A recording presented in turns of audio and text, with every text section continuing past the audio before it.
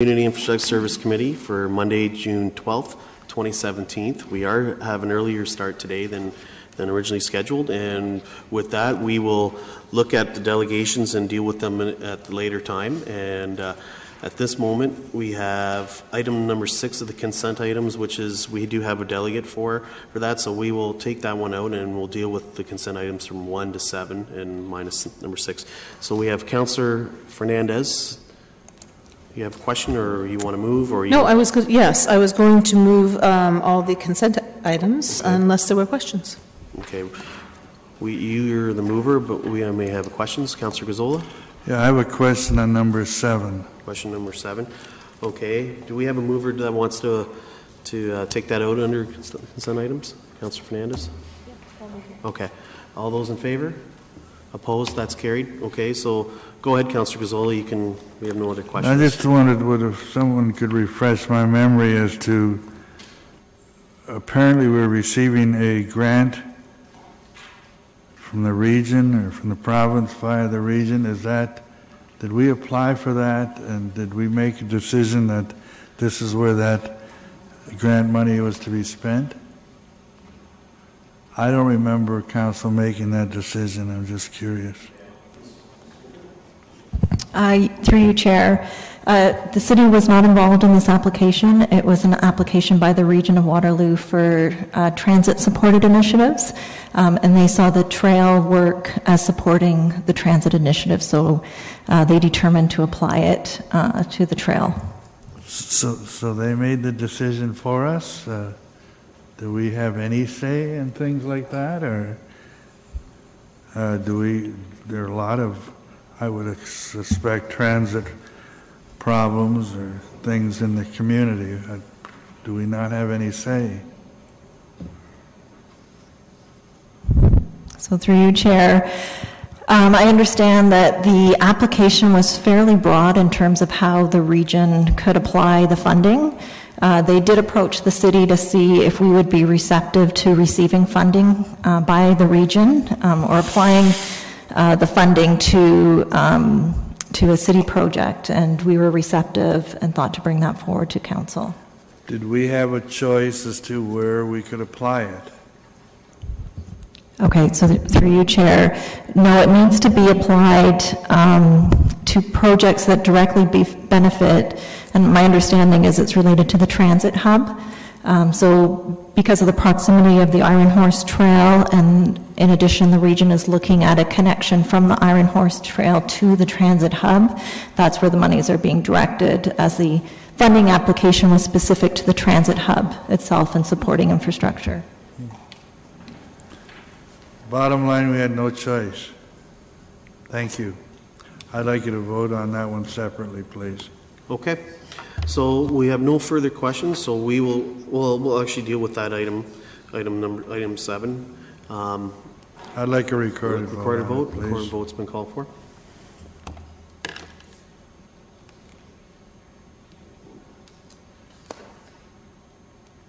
You may take your votes.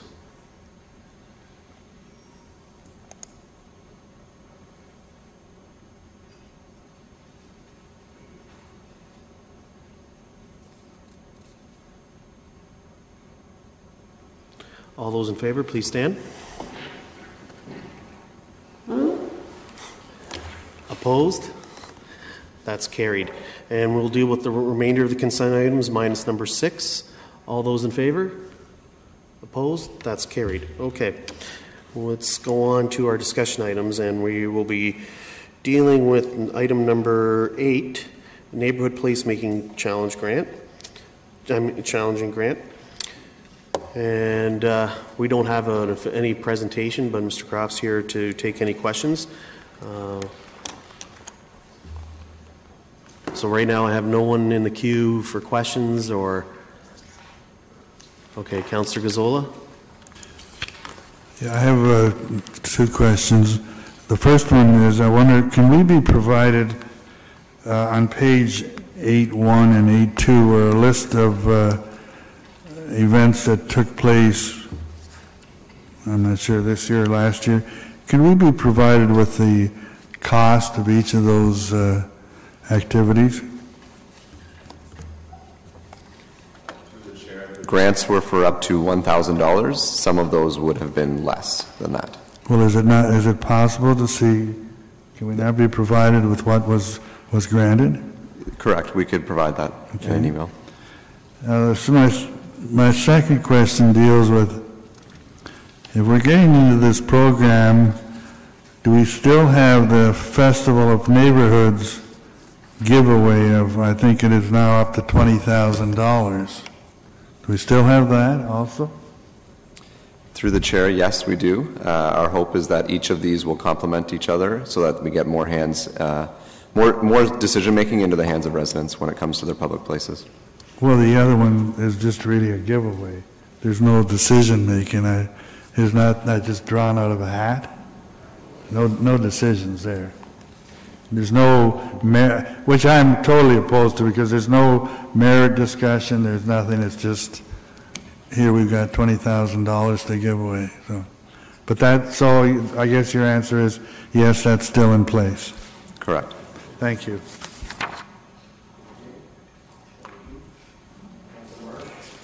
Councilor Marsh? Thank you, Chair Ioannidis. So just, this looks like a great initiative. I just have a question around the grant amounts. So I'm looking at the chart on page 8-9, number 3. So I was wondering if staff had considered having the number of grants available annually in each of those categories be able to be a bit more flexible, because sometimes each year, in any given year, we might not have the applications in each of those categories, and so we might then have, if we added the word target to that category, for example, target number of grants available annually, would that provide more flexibility for staff to be able to respond to applications that might be more we might have a higher volume in other categories than some categories more than others? Mr. Croft? Through the chair, that's certainly something we could do by a council direction. We did say that the grant amounts are up to that amount, so if a group wanted to apply for something less than that, that certainly is viable as well. Okay. I just don't want to tie our hands to a certain number and restrict that. So if we didn't have any, grant applications for the large grant, for example, then maybe we would have that wiggle room to allow for more. And same goes for the deadlines. We have a deadline in September for for round one for specific grants, and then a deadline in April for the other named grants. And I just would encourage that potentially we might allow for some medium grants to be applied for in April to allow, again, more flexibility for the community to respond to this call for proposals. Okay, Mr. May, you have something to add? Yeah, through you, Mr. Chair, I'll let Mr. Croft respond to the question of timing. If Councilor Marsh wanted to move a motion to add flexibility to the amounts, I think that would be fine. I would encourage you to include something to the effect that if grants in the lower amounts are not found, because we've deliberately created $1,000 grants for groups who that's all they want to do. So I would hate to see us just starting to pump out the large grants. So if you were going to include that language, it would definitely be something staff would support. Okay, thank you. Okay, Councillor Fernandez? Yeah, I just wanted to check if some of these grants have already been granted. Through the chair, this is entirely a new program, so we have not provided any of these grants. Okay, because I was under the impression that there were some that had already been granted to some groups in terms of, especially the smaller amounts. Somehow I feel like I've seen an email so through the did show some placemaking grants. Sorry. So through the chair, in 2016 we ran a placemaking challenge as a test as part of the neighborhood strategy engagement. So that's listed on 8-1. Mm-hmm. You also may be considering the neighborhood matching grant, which has existed for several years, and so we have awarded some of those grants in 2017. I see. Okay, so I'm just confusing the two. Then it's not that we've already sort of jumped ahead of this. No. we've got a timeline for people to make these applications, but can they, if they make the application, can it fall into next year as well? Or do we want to make sure that we use up all the money this year so that we can start using next year? And what happens if it isn't all used up this year? Through the chair, I think we'd be expecting residents to reapply. The application wouldn't go into the next year. It's a brand new funding round each year. Okay, so I guess what I'm trying to think of is I don't want to see the philosophy of if we don't use it, we're going to lose it. If we've set aside a certain amount in one budget year, and it doesn't all get used up this year, that it should carry over to like whatever's left over should carry over to the next year. Not to say that we'll increase how much we'll be offering, but it may be able to expand our program for a longer period of time. Mr. May, do you have something to add? Through you, Mr. Chair, that's exactly how it'll work. Any unused funds from this placemaking challenge would be left in the neighborhood development reserve so that we could hopefully run the program for more than the 2 years. Okay, that's kind of what I was hoping would happen. All right. I think we'd already discussed about the makeup when we met, the makeup of the selection committee. Have we already found the selection committee? Have we already decided the numbers on that? Through the chair, on 8-5, we have the proposed representatives from each, from the resident side as well as the staff side, but we have not done any shoulder tapping of that. We would be approaching the committees over the summer to get volunteers for that. Okay, so if we haven't got that in place yet, then some of these applications may not be vetted until September, October.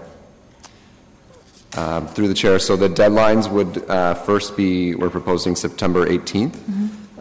And so it would be our plan to have the selection committee in time for that deadline. Okay, so and if it was something that needed good weather to be sorry, my words this afternoon, that we would implement it, it would have to balance into the following year anyways. Mr. May? Through you, Mr. Chair, maybe I can clarify. The approval before council today will see no grants through this program handed out in 2017. We'll start to accept applications, but the first grants actually won't be acted upon until 2018. Okay, you know what? I probably didn't read it as well as I should have because I had already had the meeting and assumed that I had already done that. So thank you for the clarification. Councillor Marsh? I meant to move this recommendation, and I would add the wording that staff be directed to incorporate additional flexibility in the number of grants available in each category to allow for more grants to be available in any given year. Okay.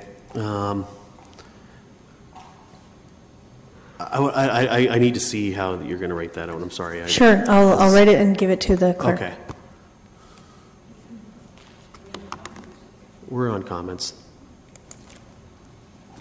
I just quickly wanted to make a comment that I think this is wonderful. I know that the input that I gave you when I met with you has been incorporated with regards to, you know, if it doesn't all hit one grant category, that we can be flexible within those dollars. And so I saw that in the report, so I'm excited about that.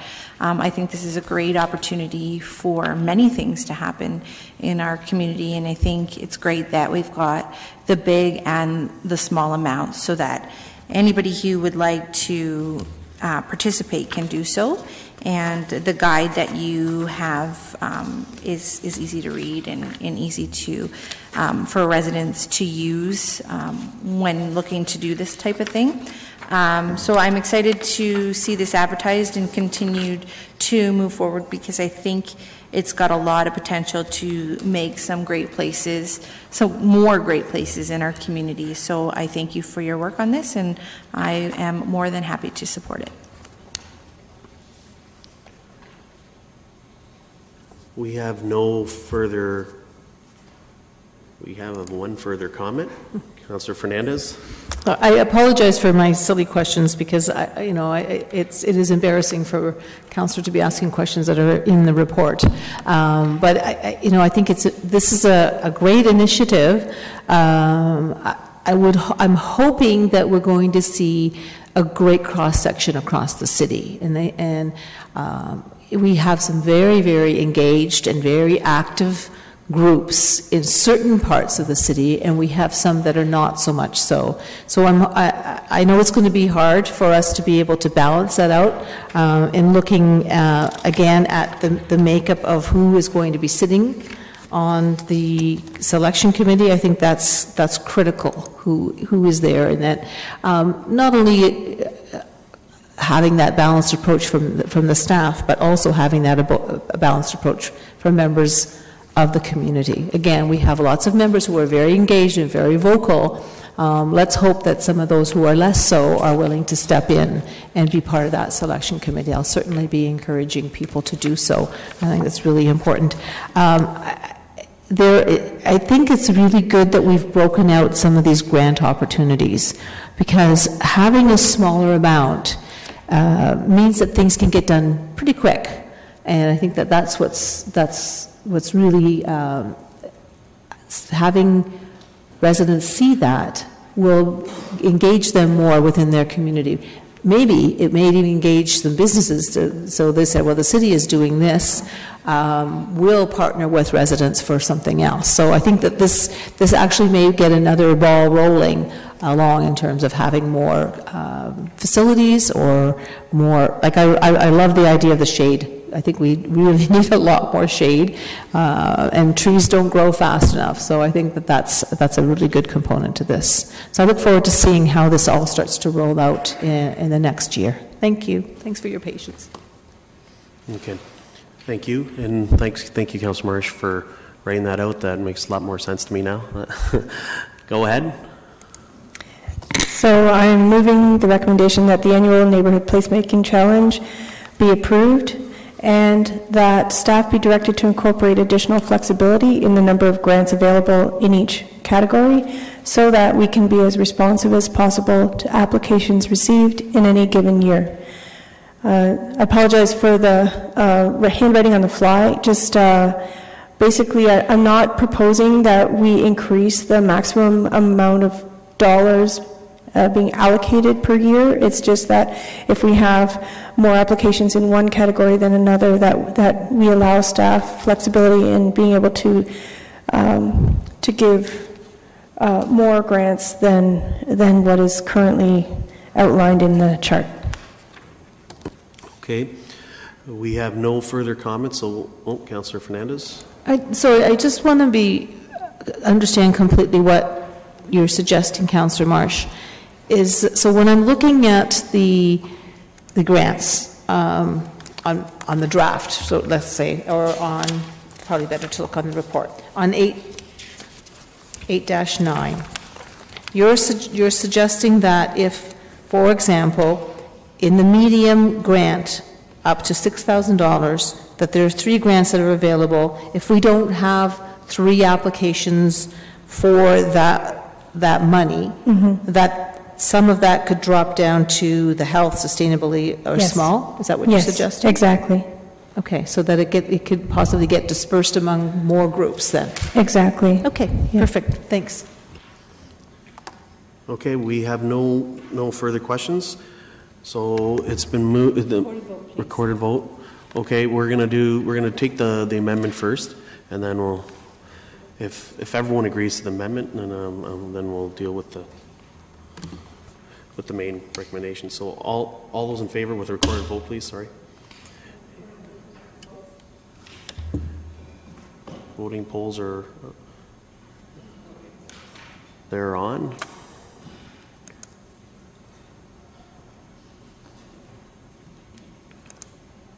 Did I just see that on the screen? I missed it. Is it on the screen? Okay, because I'm pressing the wrong button. All those in favor? Opposed? That's carried. And the main motion, and that's been moved by Councillor Marsh. All those in favor? Or are we doing a recorded vote for that too? As amended? Yes. As amended? Okay.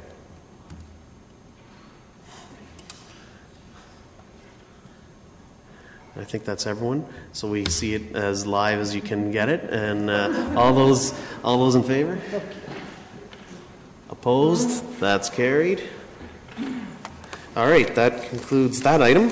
We're going to now go on to item number 9, dealing with the Neighborhood Property Standards Compliance Review. We don't have a formal presentation, so Ms. McNeil will be here to answer any questions. And I'll open up the floor to committee. Okay, Councillor Galloway-Seelock.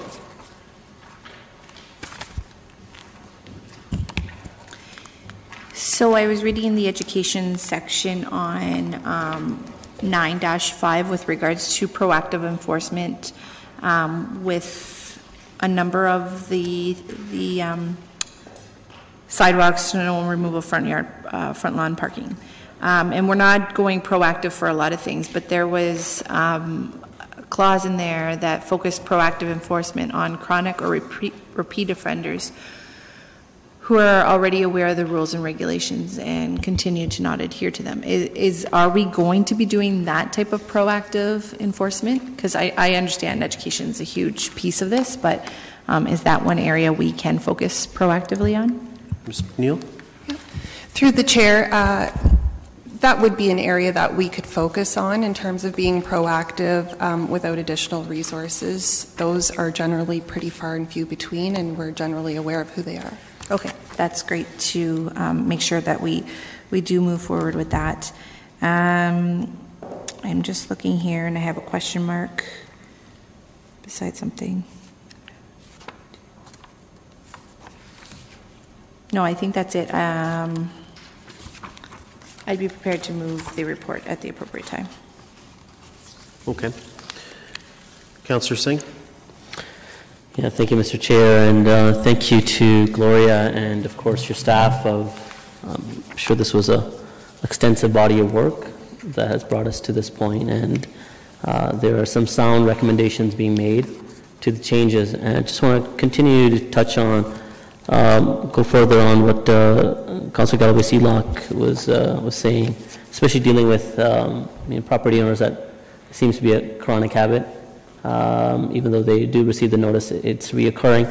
Will there be effort made, and it's sometimes education not only to those, to the broader community, but sometimes certain individuals that just, maybe there's a lack of understanding, and that's why the repetition of similar behavior.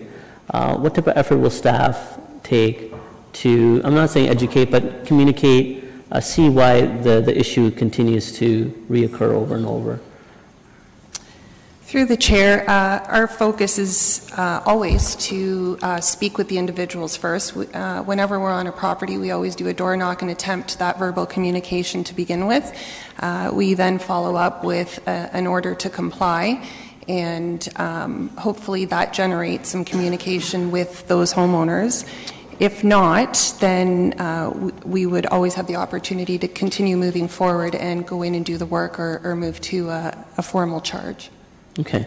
Now, where the chronic issues seem to arise, are they more with property owners that reside on the premises, or dealing with people that have investment properties?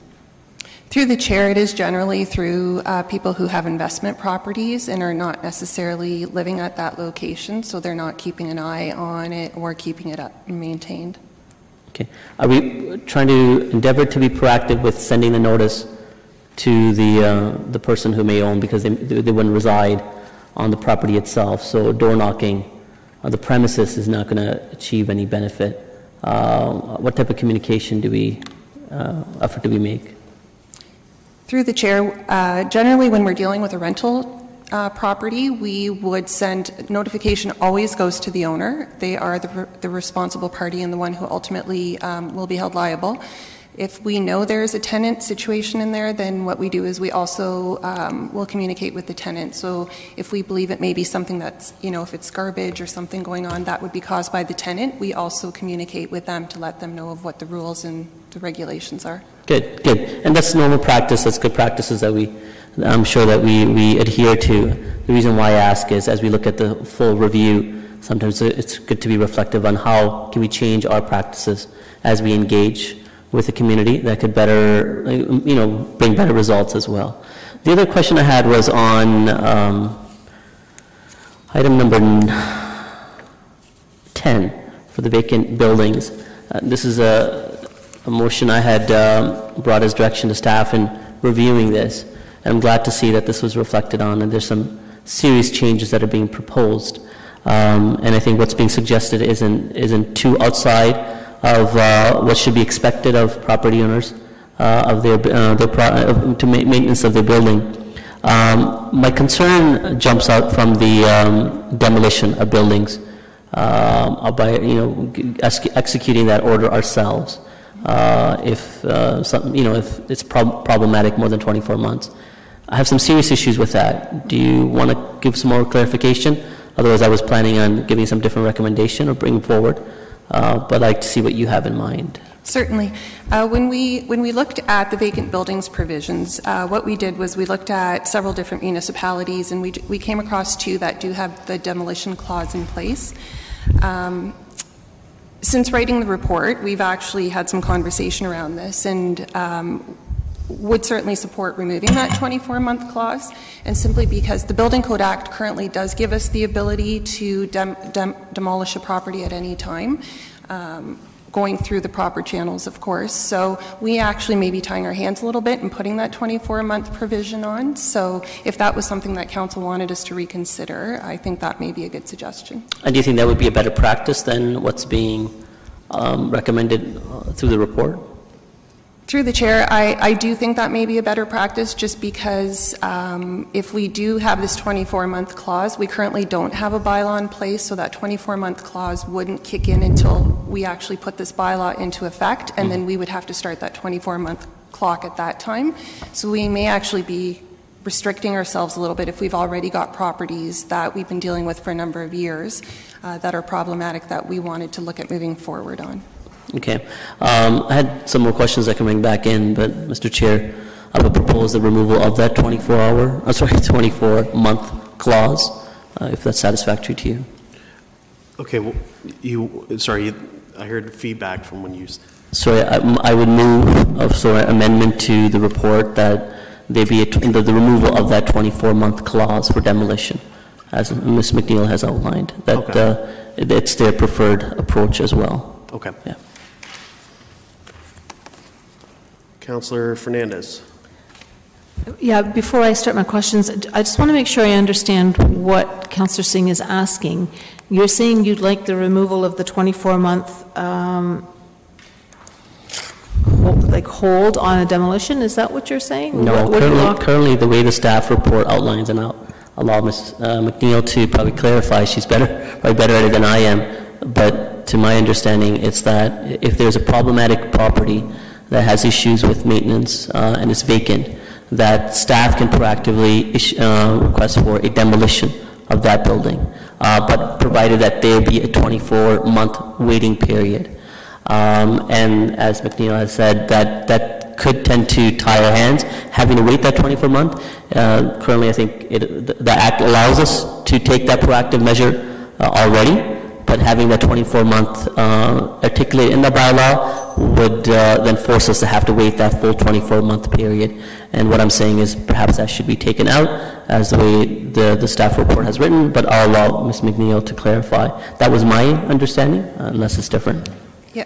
Through the chair, that's correct. So, as I stated, the Building Code Act currently allows us to issue an order to remedy or to demolish. So we already have the ability to demolish. We had talked about putting that 24 months in. However, if we do have properties that are problematic now, we're going to have to start that clock once the bylaw goes into effect. So we may be tying our hands a little bit. We've already got the ability to do it, so we may want to reconsider waiting the 24 months. Okay, and that's all, I mean, in the staff report, you've already stated notwithstanding heritage provisions, right? That's correct. So we would still have to go through all the same channels. We'd have to issue the order. There would have to be non-compliance. We would have to look at whether there's value in the property, whether it's habitable. We would have to comply with the demolition control bylaw and any heritage provisions that are in place. Okay, I appreciate that clarification. So 25,000 property standards complaints in last year? 2,500. 27, thank you, my goodness. I'm going to have to go home and rejig my brain today. The complaint has been, it's too long, and I think that some of those are probably like the grass cutting issues, or is there a certain, so property standards, of course, is a wide range, but are there areas that you would say are specific? Is it more grass cutting, or is it more snow removal? Were you able to break it out in those kind of sections, subsections? Through the chair, I didn't include snow clearing in that 2,500. The rest of them were front lawn parking, zoning, property standards, grass cutting, that and whatnot. I would say that probably the majority of them are a lot of the exterior stuff that you're seeing and rental situations and types of like the complaints that we deal with that really we get more of and take longer to resolve. Right. And so my understanding from this report is that you're hoping to reduce some of those timelines for compliance or responsiveness. Through the chair, we are. What we did was we had a look at our internal processes, and there seemed to be the same timelines given to every scenario. So 30 days was kind of our go-to amount of time that we gave people. So what we did was internally we sat back and looked at what can be resolved quicker that we don't need to give such a long amount of time for. So we've started reducing some of those time frames in order to get quicker compliance. We are bound by, through anything property standards where an order is issued, there are legislated timelines that we have to comply with, so those will take longer. The other thing we looked at was, some of the projects that may take longer, such as a roof replacement or something, 30 days really isn't a fair amount of time to give somebody. So we looked at how we could both shorten those time frames, but also extend some others that made sense to do so. Okay, I think that's good to know, and I think that that's a message that we have to get out to the public, is that we are reviewing some of that and how compliance is, because we want to get rid of that perception that bylaws always taking too long, because I don't think that's the case at all. One of the things that I'm wondering about is I know that we have some regs around heating. So, a certain temperature has to be abided by. But we don't have anything around cooling, do we? So, and I was thinking, of course, specifically to some of our student housing and some of our buildings where they're really, the only window is a skylight and minimal opportunity for some airflow and ventilation to happen. On an extremely hot day, those little cubicles can reach 90 plus. Through the chair, I'm not aware of anything in the Municipal Act in regards to cooling. I know there is around heat just because of life safety, but that could be something we could look into further and see whether or not there's anything in there that we could apply. Yeah, I think it's important because, as we see temperatures increase, and I know I just run out of time, and if you take last summer, for example, there was significant concerns around seniors and people living in less than safe conditions where temperatures were 100 plus in residents, and people were getting heat exhaustion. So it'll be interesting. I do have some more questions. I'll follow up after. Thanks. Okay. Councillor Marsh. Thank you. I want to just ask a couple questions. First is, do we have a practice right now of when we're responding to a property standards complaint, do we have a certain number of neighboring properties on either side that we also look at the way we do with a snow clearing complaint? Through the chair, we do. We do 8 houses on either side of the one that's being complained about, and if the 9th and 10th are just as bad, we keep going. Oh. But it's a minimum of 8 on either side. Okay, so 16 additional properties. Okay. Correct. Okay, thanks. And then I really like the idea of adding to your public education initiatives, and the neighborhood bylaw guide does break it down into plain language. I'm just wondering, do we have plain language versions of all of our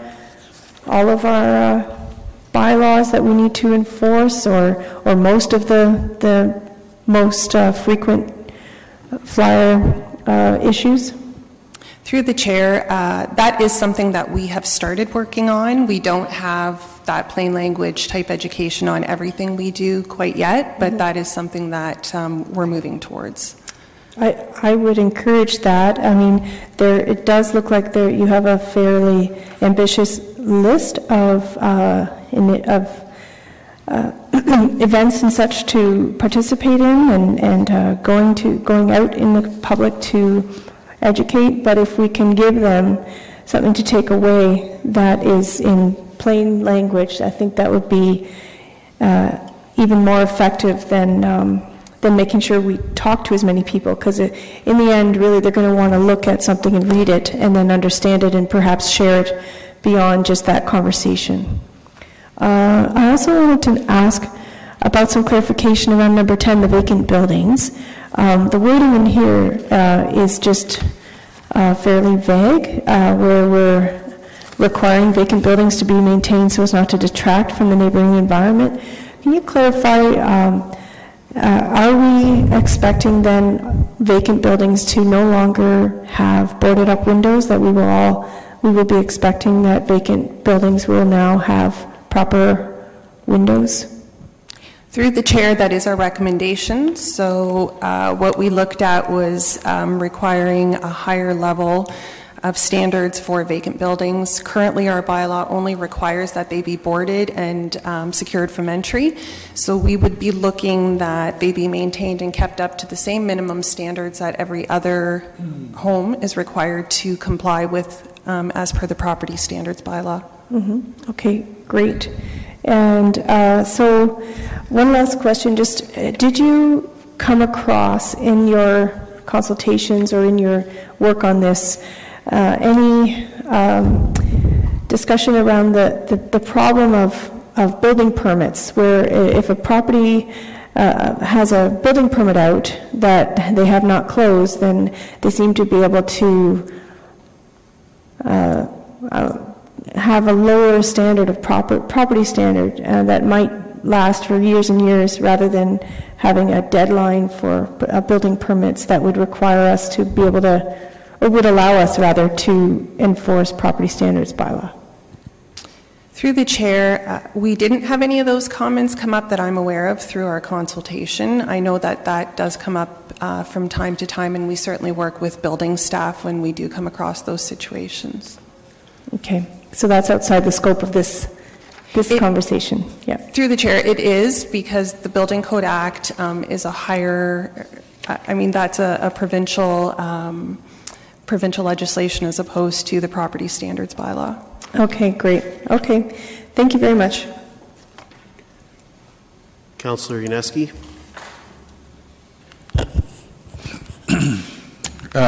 Just following on a questioning on the last councillor on the vacant buildings and boarding them up.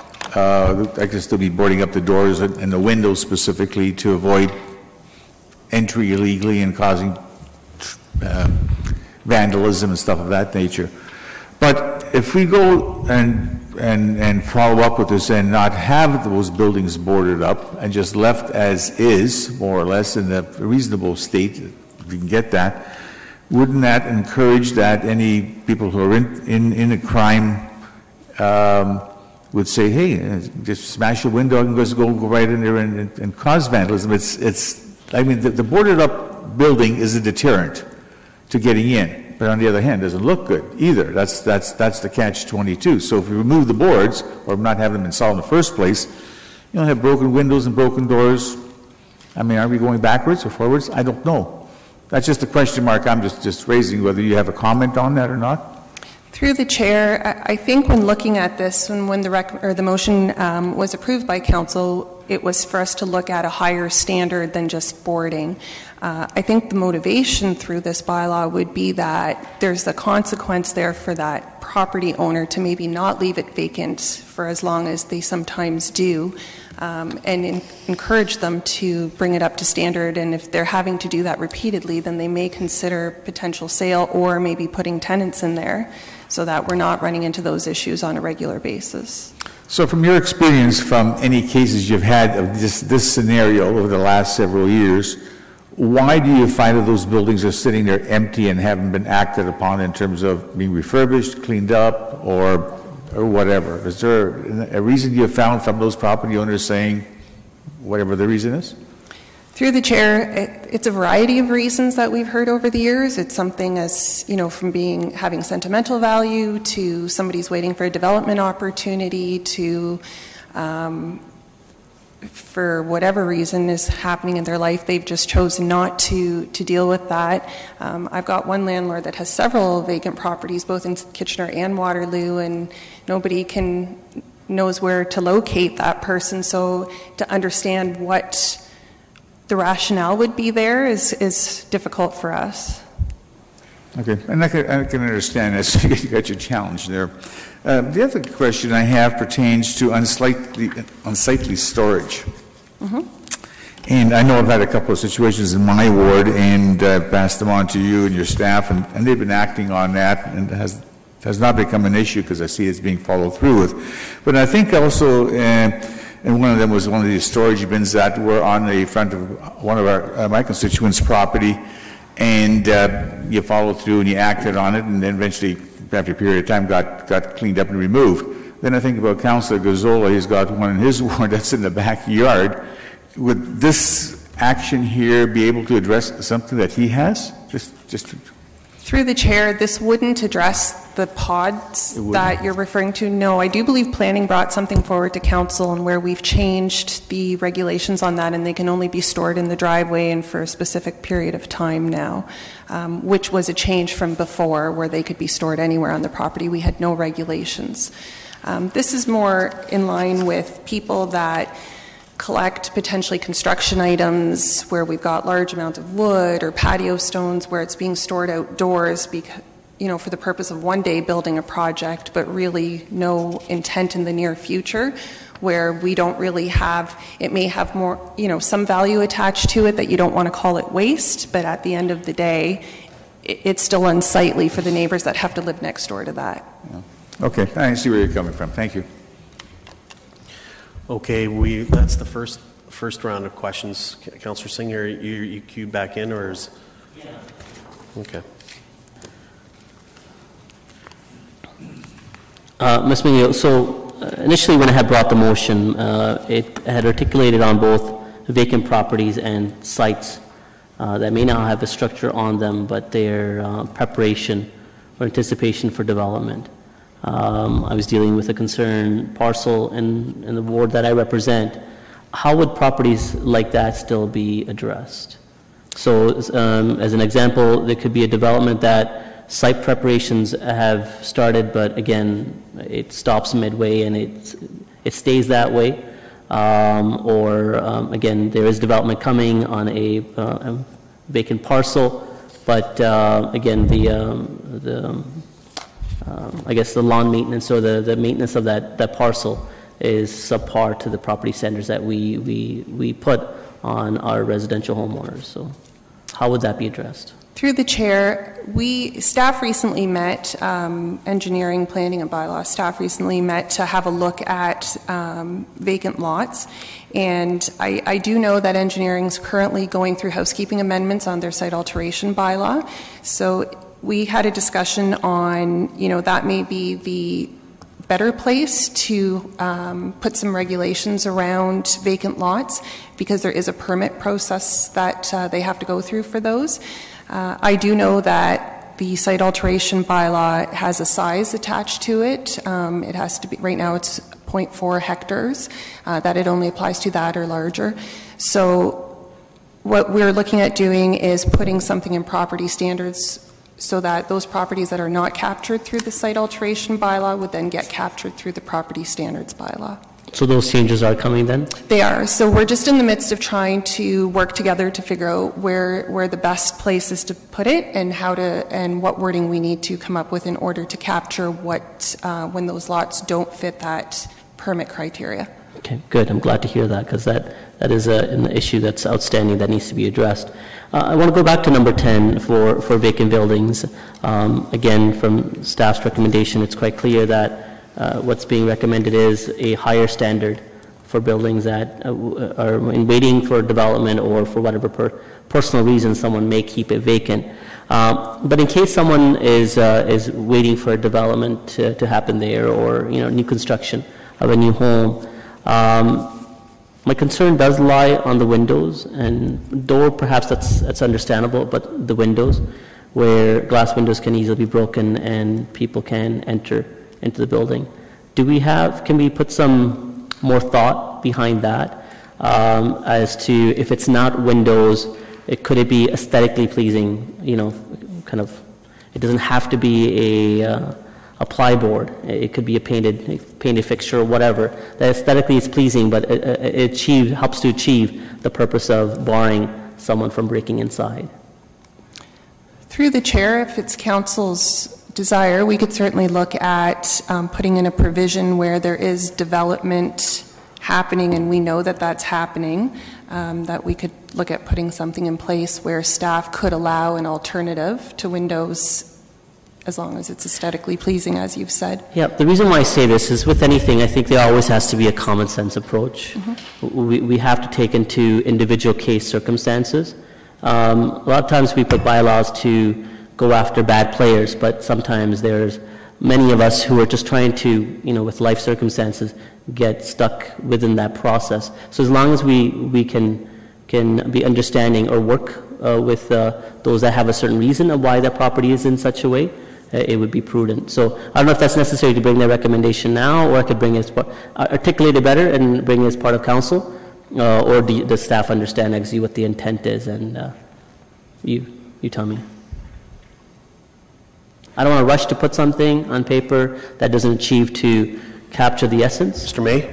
Yeah, through you, Mr. Chair, I think it would be helpful if Councillor Singh could put it on paper and potentially consult with Ms. McNeil in the week. As soon as I start to hear aesthetically pleasing, I get nervous, because that's where we get into grays. And so I think there's ambiguity. That's why I was. Yeah, I think between the two of you, put something now and just give direction. Yeah, and agreed. Okay, I'll work with Ms. McNeil on that then. Thank you. Okay, Councillor Fernandez? Yeah, so there is in number 8, it talks about solar panels. There is no regulations on whether solar panels are allowed to be put onto a house or a building, is there? Through the chair, no, there's no regulations in regards to that. Okay. Where this clause comes in is we have had, I don't know if you've ever witnessed somebody who's got solar panels, when you get some moisture underneath the snow that accumulates there, when it does give, it comes down like an avalanche. So we've had concerns from abutting neighbors or rooftops that abut a city sidewalk for safety reasons when that does happen. So there are stoppers that can be placed on those in order to almost have it fall like in a graduated sequence, so it doesn't come down all at once. Okay, so what we're doing is we're not saying to people, you can't put in solar panels or the metal roofs, which seem to be really popular all of a sudden, but we need to make sure that they have some safeguards in place so that snow accumulation doesn't come tumbling down on people. Correct. So when they're abutting a property that's being impacted by that, may not necessarily be the situation in every case, but where we have a request because that's happening on somebody else's property, then we could require them to put those in. Okay. And similar to some other questioning regarding empty lots and property standards, I think that some landlords or property owners are pretty good about making sure that property standards are maintained, but some are not. And I can point to one right next door. I think that really makes it challenging for bylaw staff to get on top of those kind of things if you can't get a hold of the property owner, right? Mm-hmm. And so, are you building in, if you can't get a hold of somebody, are you building in a timeline in which you could escalate this to another level, or is that not within your purview? Through the chair, we have access to property ownership information, and if we don't have something that's current, we can check with finance to see if they've got something more up to date than what we have. The legislation, as it's laid out, does, when we issue an order, we send it registered mail, so it is deemed served after 5 days. So that does give us the ability to move forward. We certainly always do our best to try to track down an owner, even if it's leaving some sort of a note with the tenants asking them to contact us. So we always make that extra effort, but we do have that ability to move forward. Okay, great, thank you. I'll have comments at the appropriate time. Okay, we have no further questions, so if you want to queue in for comments, go right ahead. Councillor Fernandez? So I think that this is good timing for for the review of the property standards bylaw. I mean, as a councillor in a ward where there was a lot of student housing and a lot of flux happening in certain areas, it's important for us to make sure that we're on top of the property standards, because education is a huge component, and letting people know that we're on top of a particular situation, or that we're responding to a particular situation, and that we're changing some timelines, I think is critical for people to be not always so negative about bylaw. I think that's the message I continue to pass on, because I think it's important for people to realize you can make a complaint, but things are not going to change within 24 hours. That we do have to follow some kind of legislation. We do have to follow the appropriate process. I am encouraged to see something around vacant buildings and around mold. And I hope that, I'm sure that Ms. McNeil will get back to me with regards to the temperature situation. I think that's, as we see climate change and more heating days, we may have to be looking at some kind of a regulation or bylaw around that as well. So thank you to staff. This has been moved already? It's been moved, It's yes. moved. All right, super. Thank you. Councillor Singh? Yeah, thank you. And once more, I just want to thank staff with the level of work that they put into getting us to this point. And I think this is a necessary step that should be done ongoing in review of our bylaws to see what is working, what's not, and what needs to be changed to be reflective of our current circumstances. One comment I would like to give to staff, in our effort to ensure good practice and better maintenance of our properties throughout the city, we have to try to work with the property owners. They can be varying different circumstances for a reason. Apart from those that are just belligerent and non-caring of our bylaws, there are circumstances in life that sometimes it can affect all of us. In some cases, mental health, some cases, family problems, financial situations. So we have to endeavor to try our best in working with those special circumstances so that our residents don't feel that we're being too strong-handed with our approach with our bylaws. But I have good confidence in our staff and their engagement with our citizens and their effort, but that would be the comment that hopefully staff can take away from this. Thank you. Thank you. Councillor Davey? Thank you. I'll be brief. I didn't have any questions. I'm in support of the changes proposed. I've, over the years, have had concerns from residents that most of these items cover, so I'm happy to see it before us. I will say it's a little bit, to tag on to Councillor Singh's comments, it's a little bit unfortunate at times we have to have the sort of heavy-handed backup for those situations where neighbors aren't being particularly neighborly, but that's a situation we have to deal with. So, yes, I will support this, and I look forward to seeing how this affects our community. Okay, thank you. We have no further questions. Moved by Councillor Kelly Galloway Seelock. All those in favor? Opposed? That looks like it was carried unanimously. Okay, we have been notified that we have our delegation for item number 6, so with the consent items, so we'll bring that forward. Do we have someone that will move that one? Okay. Councillor Fernandez.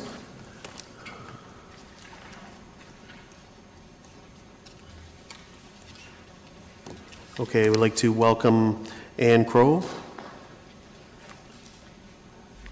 You have a PowerPoint presentation? Yeah, I do. Okay, and welcome. You have just to Can you see my presentation? Or?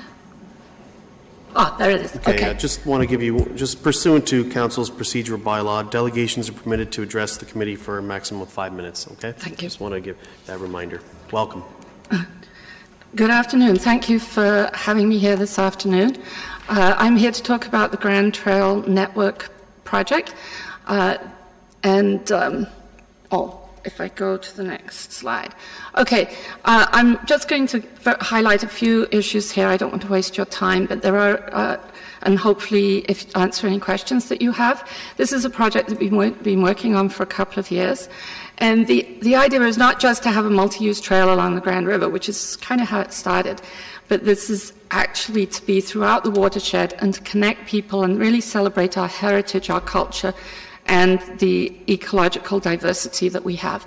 So the watershed goes all the way up from Dundalk right down to Lake Erie. If you look at a map of southern Ontario, we're a big swathe of the middle of it. So it's very important for any number of reasons. And the idea is to have a network of connected trails.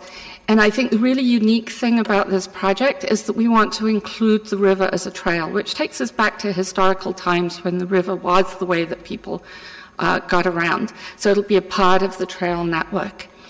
And this isn't doing something right from the ground up. This shows many of the trails that are already there. So I think that the idea is to connect these trails and to fill in the missing gaps and make it into a network. And as you notice, we connect to there's a trail now that's working its way around the Great Lakes, the Waterfront Trail. And we will connect with that trail in 4 or 5 places, up at Owen Sound, Goderich, from Guelph to Goderich, down on Lake Erie and Hamilton. So the idea is to include accessible and service destination and experiential trails, to connect communities with places of interest and activities, and to connect to other major regional trails. And this is a big part of the Ontario Trail Strategy. This you'll recognize as the Freeport Bridge at Canoeing on the Grand, and the Walter Bean Trail, which will be a very important part of our network, passes through this area. So we want to develop the watershed as a living storybook of adventure through intertwining trails on and off the river, to encourage community-focused cultural, heritage, educational, athletic, and spiritual events on and around the river. And it's very important to acknowledge the Indigenous connections to the river, and they have been part of this process, and Six Nations Council has endorsed this project. And we want to be accessible, and a great example is the Tour de Grand in Cambridge. They have a 160K cycling event, but they also have 5 and 10K family-friendly events where you get little kids on their sidewalk bicycles, and I even saw a very disabled young man in a wheelchair being propelled by a bicycle. And we also want to encourage research into the heritage and ecology of the watershed, which is very important. There's just a few random pictures taken. So we all know the benefits of trails: improved public health, environmental, improved recreational opportunities, which is very important for the younger people who are moving to our area, the high-tech workers. They really want trail network. And we're missing out on bike tourism in a big way in our region. The costs, there really aren't a great deal of costs. We're leaving municipalities and other organizations in charge of their own infrastructure, so it's your priorities to do what you want through your own budgets. We're not asking you to do anything. However, the project, we hope, for the gaps will attract provincial and federal infrastructure money because, the province recognizes bike tourism is very important. And our job will be to connect people, to do things like signage, wayfinding, mapping apps, and improve the access points and amenities. And it's already been endorsed by all these organizations, and I'm very much hoping that you'll add your name to that list. Thank you very much. Thank you, Ms. Crowell. We do have some questions for you. Councillor Fernandez. Thanks, Anne, for coming in, and thank you also for coming to our Cycling and Trails Advisory Committee and making this presentation. And so, the question is always, what's it going to cost? And you've indicated, of course, that you're looking for support in principle for this connectivity. Have certain municipalities or communities sort of said, yes, we want to put this much money behind it, or that we see this as a missing link between our community and the next community? Has that identification been happening through this process? That's really our next phase, will be to focus on what do we have, where the gaps are, and to start identifying the gaps. And I think if you have a network and you've got a small piece missing, it's much easier. There's lots of grants around that come up from periodically. If you prepare a case, then you're ready when the grant comes. Then I think was like the spur line, right? That was planned, and then a grant kind of fell out of the sky, and now we have the spur line, right? Yeah, no, you're right. We have to make sure that we're prepared at the right opportunities to take hold of those grants. And I know that some of our staff are here that work on our trails. So I think that having you here and them hearing it both from the Cycling Advisory Committee and today, I think it's very important. I'm glad that you put together all of the organizations that have already supported this whole concept. Bike tourism, as you say, is a piece that we still haven't grabbed onto, but I have to tell you, I know that Explore Waterloo Region magazine has had some great articles about our bike tourism, so we just need to build that up a bit more, right? Yes, and they're aware of what we're doing, and they're very supportive. Great. Okay. Thanks again for coming in, and I'm happy to move this. Thank you. Councillor Marsh. Did you say you're going to move it? I was going to move it. So, yeah, I think it's a great project. Thank you for your efforts. Thank you. Okay, we have no further questions. All those in favor? Opposed? That's carried. Thank you. Thank you very much. Okay, so we are now going to move on to discussion item number 10, and that's dealing with low-cost seasonal traffic calming program. Let's see, who do we have here? We don't have an official presentation, so Councillor Galloway Seelock.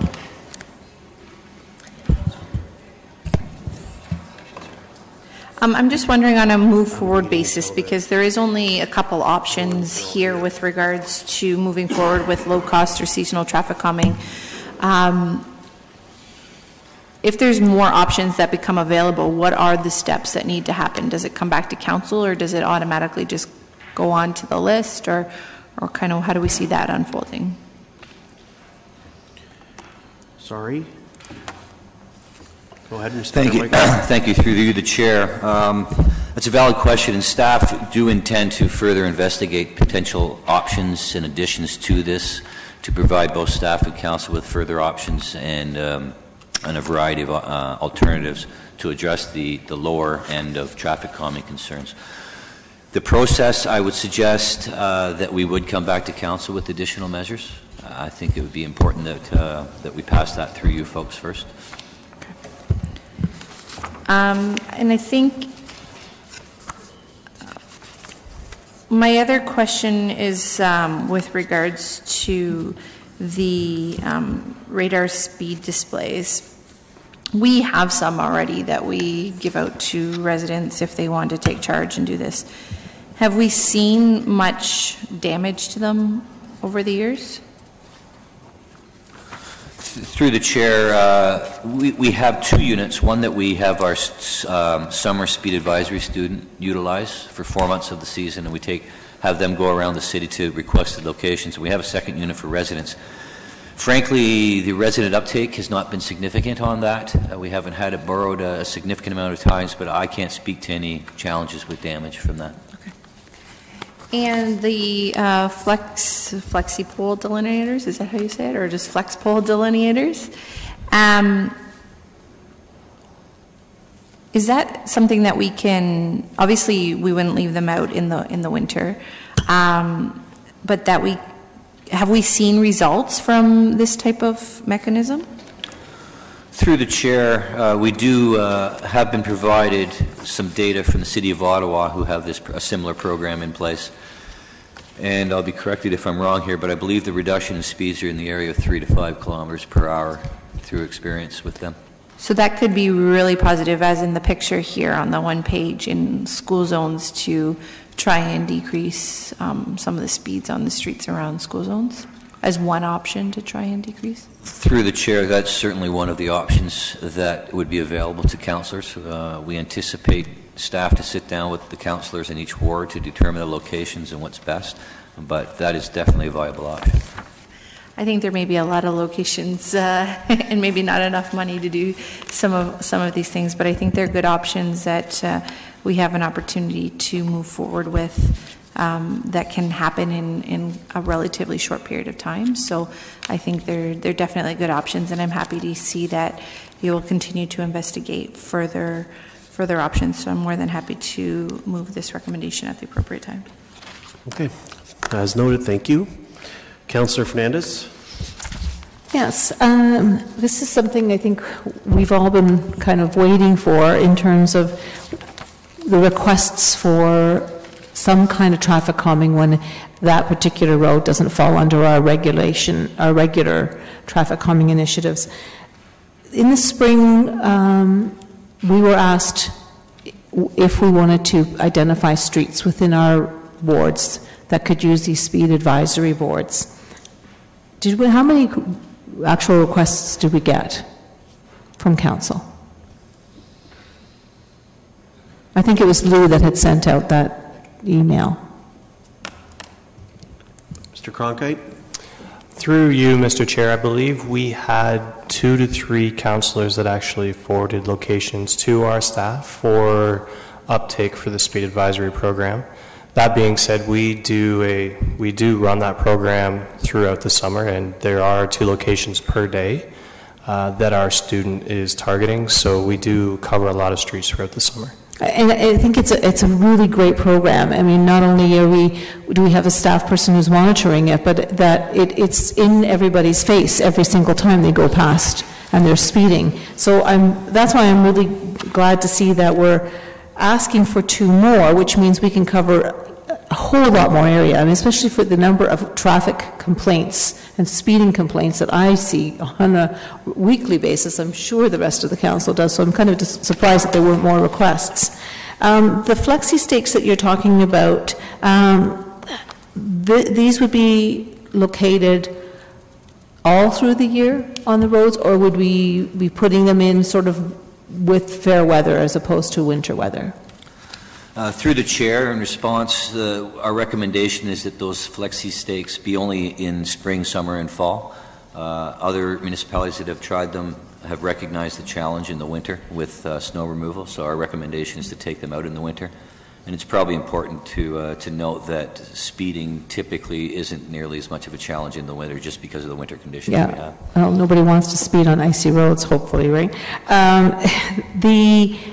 Do we have a sense of how many? I was trying to see if we had talked about how many of these would we be purchasing. 4 signs per ward, so we're looking at about 40 signs. The way that they're put on the asphalt, are they actually? Is there a support, and then we just click them in the spring and then pull them out again in the winter? Is that what the intention is? Through the chair, the base gets actually physically removed in the winter and put back in the spring. So minimal damage. There's only a few bolts that would be going into the asphalt. It wouldn't be comparable to a temporary speed hump in that we had on Upper Canada that you're familiar with. It caused quite a bit of damage to the road. Yes, we've lost a bunch of those. The reason I'm wondering is when we would be looking to not put them on, of course, if a road reconstruction was going to be happening in the next 6 months, 9 months, 12 months. How would we judge that? Through the chair, I think putting them in advance of the road reconstruction would be no concern because the road's going to get redone. Mm-hmm. There might be concern in putting them down immediately thereafter a reconstruction where the asphalt is brand new. Having said that, from a staff perspective, we see no concern with the placement of these, whether the asphalt is brand new or a few years old. The damage is very minimal compared to what damage typically is taken on by a roadway just by typical use.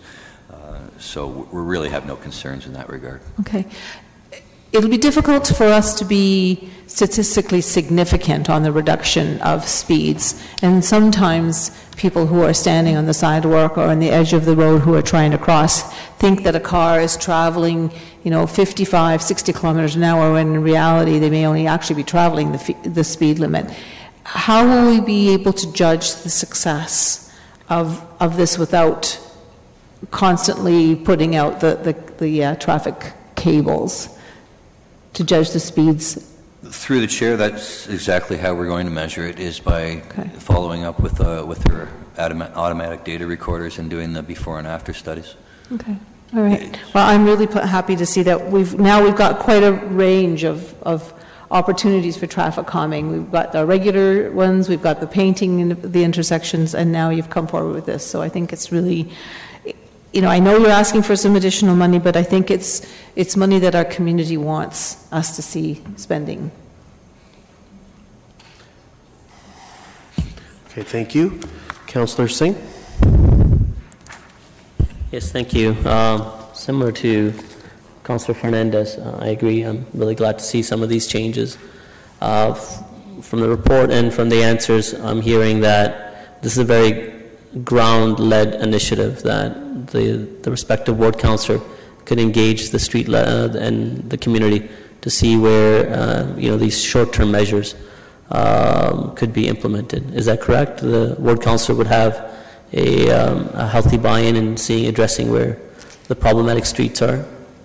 Yes, through the chair, that's exactly the intent, is for the staff to sit down with council. Staff would be there as support and to provide you with data to assist you in making the decisions on where you might want to locate these smaller scale seasonal traffic calming measures, and how it ties into the overall traffic calming priority listing as well. I'm sure that will be a great resource for both staff and council to determine locations. Great. The flexi stakes, what's the life cycle of these things once installed, provided that no one runs over them? Through the chair, they've only been, the locations or the municipalities that we've spoken with haven't had them in long enough to really give a confident answer on that. Are they any different than we've seen? I've seen on some streets, I think Pioneer Drive, maybe one of them, where in the middle of the roadway you have something similar that can be driven over in case of an emergency vehicle. But I've seen quite a bit of abuse done to those I guess whatever they're called, the flexi stakes. So what type of experience have you had with those? I know this is different because it's wider, it has a speed sign on it, so hopefully people would recognize it as a street sign and something a little bit more sturdy, but what's our anticipation? Through you, Mr. Chair, and that's exactly it. These signs are a lot larger than the signs that you're used to seeing, those flex posts that you saw on Pioneer or some of the other streets in the city. When they are, for lack of a better term, when they're run over, when they're damaged, then yes, that's the end of their life expectancy, because the way they're designed is simply to shatter rather than damage that emergency service vehicle. But again, because these signs are so large, we don't anticipate that being a concern in terms of typical traffic running them over. Right, okay. That's good to hear. So the report states that there will be, random 4 signs per ward. I can see at least for Ward 6, there's at least 2 or 3 streets that I could pinpoint issues where they exist, but they're nowhere near, coming close to a traffic review study. Is 4 signs sufficient at this point, or this is more of a wait-and-see approach, let's see with the 4 signs, and broadening the program at a later point?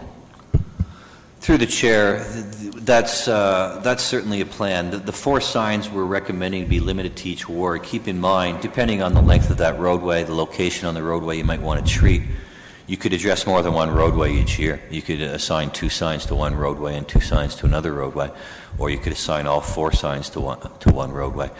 I lost my train of thought. What was the original question you had? I'm saying is 4 enough? Is 4 enough, and are we considering broadening this over time depending on the results that we receive? Thank you. I would suggest, this is a very low-cost measure, so if we're finding great success with it, I would see the potential to increase the supply, and that would be something we discuss with council before I'm doing so. But I see there's potential to do so there. The provision will be factored in that if the signage is damaged, they will be replaced in a reasonable time? Through the chair, that's exactly what we would have our traffic operations crews do, yes. Glad to hear it. Thank you. Okay, thank you. We have no further questions. Do we have any comments? Councillor Schneider. Thank you, Chair Ioannidis. I want to compliment staff on this. The flexi-pole delineators, I experienced them in Montreal while on a visit there, and they are very effective. Okay, thank you. Councillor Yaneski. I'm going to support this recommendation from staff. I think it's a good step forward, as outlined around the horseshoe, that we do have traffic calming, but some of the streets just don't qualify, or they may be waiting for many years. And this could be a good interim measure.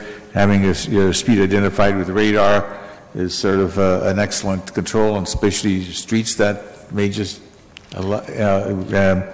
have such a design that speeding happens just because it's a nice, good, long stretch between stop signs and intersections, and those are the ones that may need to be addressed. And every councillor in their own ward would probably be able quite easily to identify the issues in their particular ward. So I'm definitely supporting this. This is money well spent. Okay, thank you. Councillor Fernandez. So having numerous traffic calming initiatives been happening around Ward 4, I'm really happy to see that we're going to be looking at some more options for how we can address all of the complaints that we receive. This weekend, yet again, on a Facebook site, there must have been at least 20 or more concerns and complaints about speeding on Thomas Lee and Robert Ferry. And, we're not done with those roads yet, so really we're not going to start putting traffic calming measures, but we can use some of these ideas to, on the more older parts of some of those roads and some of our other side roads. I think it's really important that residents understand that sometimes we are not going to put in permanent traffic calming because of the many issues around emergency vehicles and GRT, and maybe the volumes just don't justify those permanent traffic calming. So this is a great way to add on to the resident-led traffic calming that we heard about a week ago. And I think residents will feel that we're actually listening. We're hearing. I know that the suggestions are we need police enforcement, and we need radar out on every street, and we need red light cameras everywhere. But that's not possible. We need stop signs at so that we can slow down traffic. That's also not possible on every single street. So these are ways that we can effect some change. It's not always the kind of change that some residents will want, but it's a great starting point, and I think it will give ownership to the residents in the area. When they see a speed advisory board, oftentimes it's the residents who live in the area who are speeding, and they probably don't realize that after they've dropped their child off at school and they're on their way to work, they're booking it because they've realized that it took them 10 more minutes to drop their child off at school or to daycare. So I think it's really, these are great steps, and I think that we'll see more coming out of these ideas as residents participate further. I look forward to ordering my speed advisory signs in my flexi station. Thank you. Okay, thank you. We have no further comments. I will just make a quick comment. Again, I think I just want to commend staff. I think traffic calming is definitely a difficult issue that we all deal with, and it's very challenging. And but to have that holistic approach and have all another item is in our toolkit to deal with that, at least gives it, a chance for certain streets that aren't able to qualify have some form of calming, And even if it's a street like Yellow Birch that failed the first time, failed their traffic calming, but I think maybe if we install these there, that could work as well. So I mean, I think no solution's perfect, but with all these tools, we can try to do our best to be perfect. So with that, it's been moved by Councillor Galloway Seelock. All those in favor? Opposed? That's carried. Thank you. So we're going to move on to our last item, which is dealing with the 2018 sidewalk infill program on Shantz Lane and Bond Street. And I think our delegates are here. Our delegate is here. But I just want to make note to committee that if you haven't looked through this, I've received a petition from the clerk that from Ms. Duet that for item 11 dealing with the sidewalk infill on Shantz Lane. If everyone's who hasn't seen it, I have it here. So with that, we will deal with that item, and Mr. Carmichael's here to address any concerns. But we do have a presentation from Lucille Waito. And I just want to remind Ms. Waito that pursuant to Councillor's procedural bylaw, delegations are permitted to address the committee for a maximum of 5 minutes. So welcome. Thank you. You're welcome. Councilman, ladies and gentlemen, it's good to be back again. I'm really not speaking very much today. We're just taking a walk down Shantz Lane and a little bit up Ross. I believe some of you may have seen some of these pictures already. Dave Schneider, Yvonne, and Judy have supplied some pictures, but we'll just go for a little walk. These are the 3 maple trees that concern us the most on the south side of Shantz as it comes to the Ross intersection. Starting at Prospect and working our way down toward the Bend. These first 2 homes have a normal frontage, so we didn't bother measuring. But as we get to the properties that are closer to the road, I did include the frontage in feet and inches. And I believe there we see it right there. So this is from the furthermost part of their home to the edge of where their grass is, which may or may not be the actual edge of the road, but that's what that is. This is the tree of significance. It's 7 feet from the road, and I understand from the new plan that there are plans to keep it. Again, just another view of that same property looking towards Weber Street. This new little house was renovated in the past year. It had sat vacant for a few years and was really an eyesore. It's quite lovely now. Not a lot of greenery around it yet, but I'm sure they will.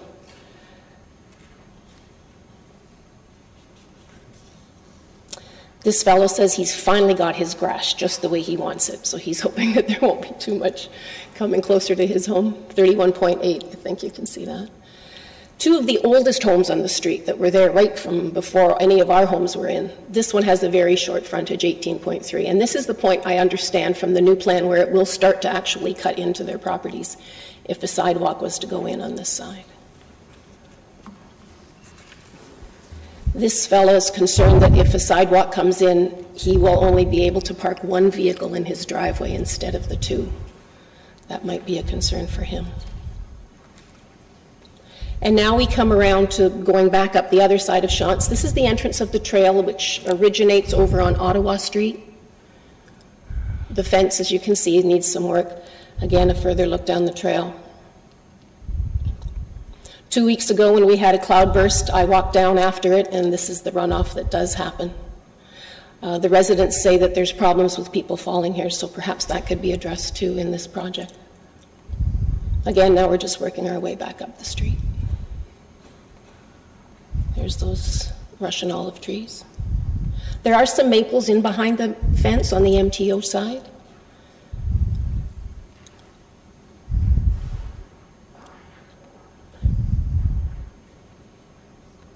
And a final shot up towards Weber Street, and that's the flyover that you see up by the clouds. And again, now I'll look back down to where the trail comes out. This is now standing at the end of my driveway, looking down westward toward the trail. And again, those large maple trees are on our left. We measured them today as best we could. We figure they're 50 feet high. We know they're 45 years old. Again, this is the corner where currently the snow is piled, but I understand from the new plan that I saw today, the configuration of that intersection will be changed so that there will not even be the amount of snow to be plowed, and it won't be landing here. That particular tree right there is 5 feet 4 inches from the road as it is now. Again, just an opposing side. And what we started with.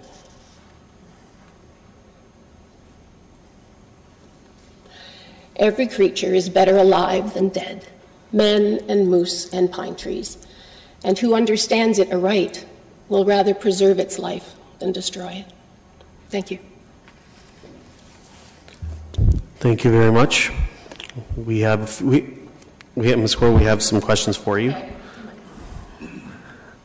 Councillor Schneider.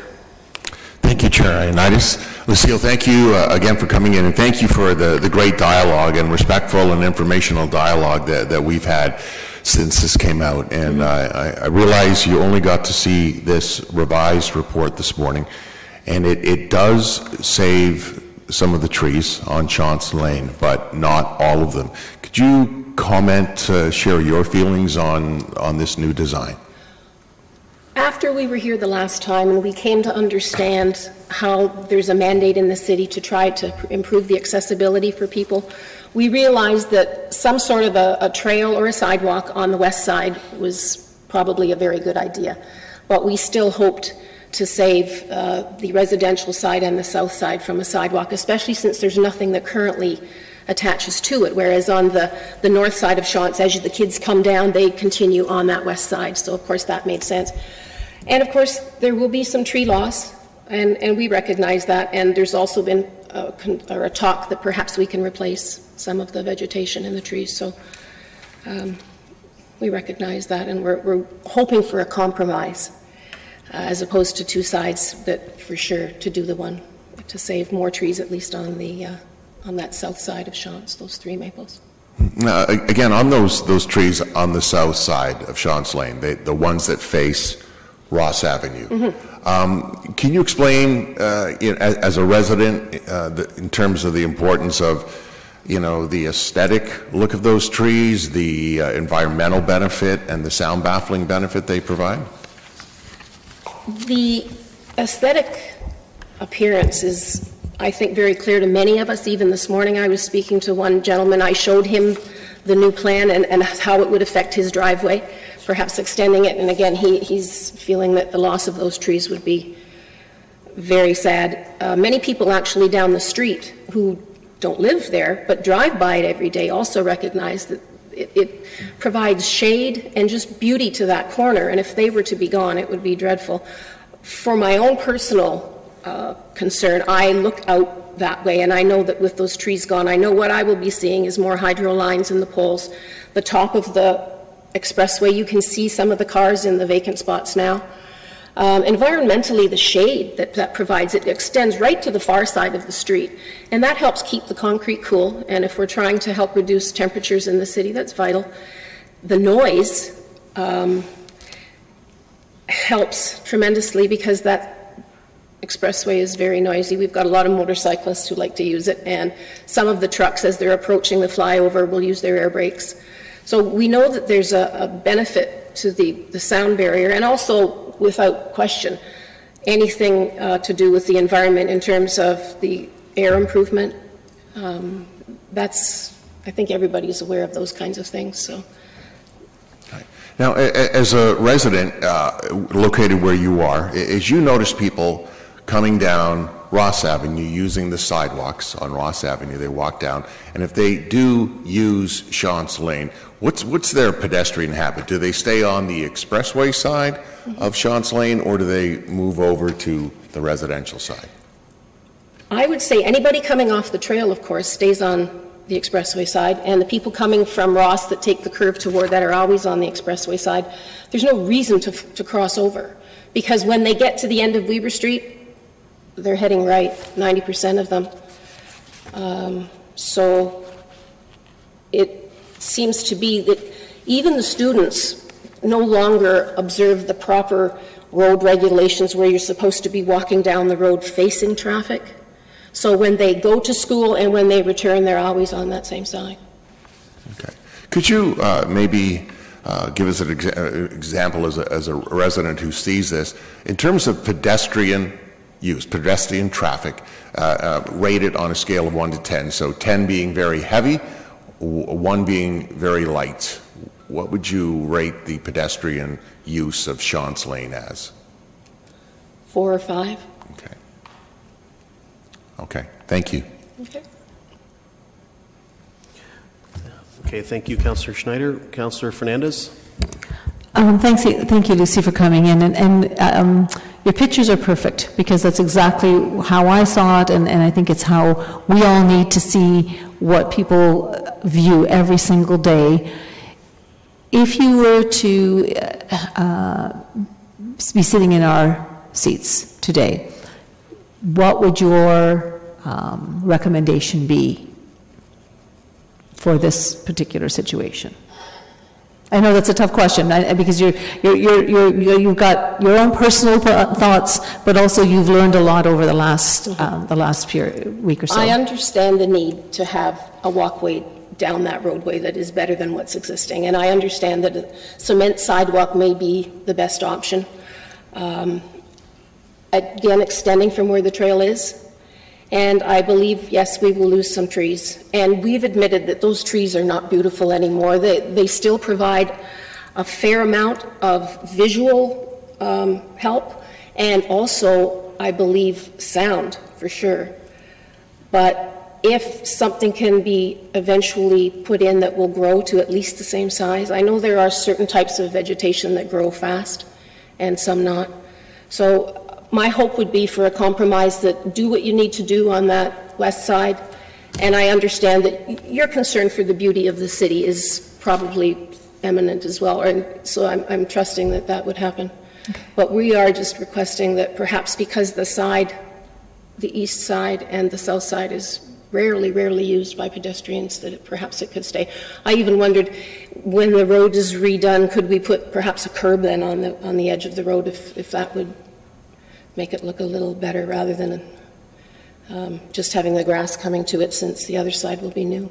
Okay. Thank you. Thank you for answering the hard question, because it is hard for us to sometimes balance the residents' concerns with what we sometimes are faced that we have to do. So I appreciate your presentation. I think it was really good.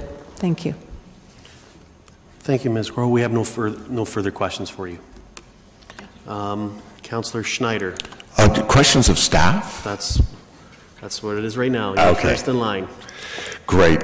One of the comments, suggestions made by the residents was a trail created on the expressway side of Shantz Lane, and I know it was dealt with a little bit in the report. But could you maybe explain the process, the issues of creating a trail as well? Thank you. Through the chair, staff did sit down last week and had that was one of the many discussions we had in following up from the last committee meeting. And regardless of the surface treatment that is used, whether it's stone dust, asphalt, concrete, basically the base still has to be developed in the same way. So our suggestion on that is the development of a 3-meter trail instead of a 1.5-meter sidewalk is going to be much more impactful on the trees on the west side of Shantz Lane. So from a staff perspective, we reassessed it and determined, based on the low traffic volumes on Shantz Lane, that we're very comfortable accommodating cyclists on the road itself through signing, and that we would limit the west side to a sidewalk only, a 1.5-meter concrete sidewalk, which would thereby reduce the impacts on the trees and give us a little more versatility when we do that development. Okay. A further question.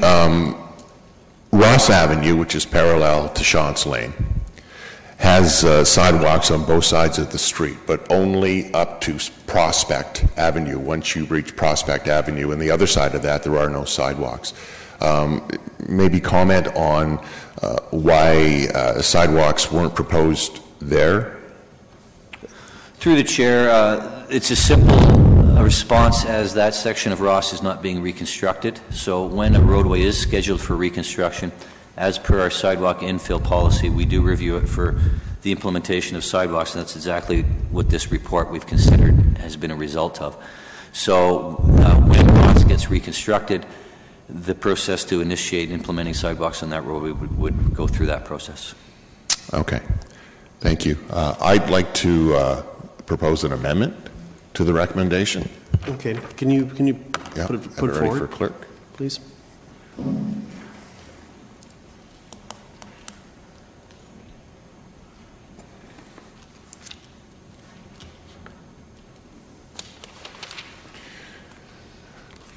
Are you done with your questions? Or No, I'm done with questions, Okay. but wouldn't mind commenting if that's possible. Okay, go ahead. I've had some excellent dialogue with the Shantz Lane residents and area residents. As Lucille said, they've learned a few things that we have to deal with, and accessibility is one of the responsibilities that we have to live up to. What I would like to achieve here is a sense of balance, a sense of accessibility that could be there. This is a secluded area. There's residences on one side of Shantz Lane. And I think a sidewalk only on the expressway side of Shantz Lane still gives the good trail access to the Stanley Park Conservation Area. It's a sensible connection to the existing sidewalk on the even-numbered home side of Ross Avenue. It's the side of Shantz Lane that is used most naturally by pedestrians already.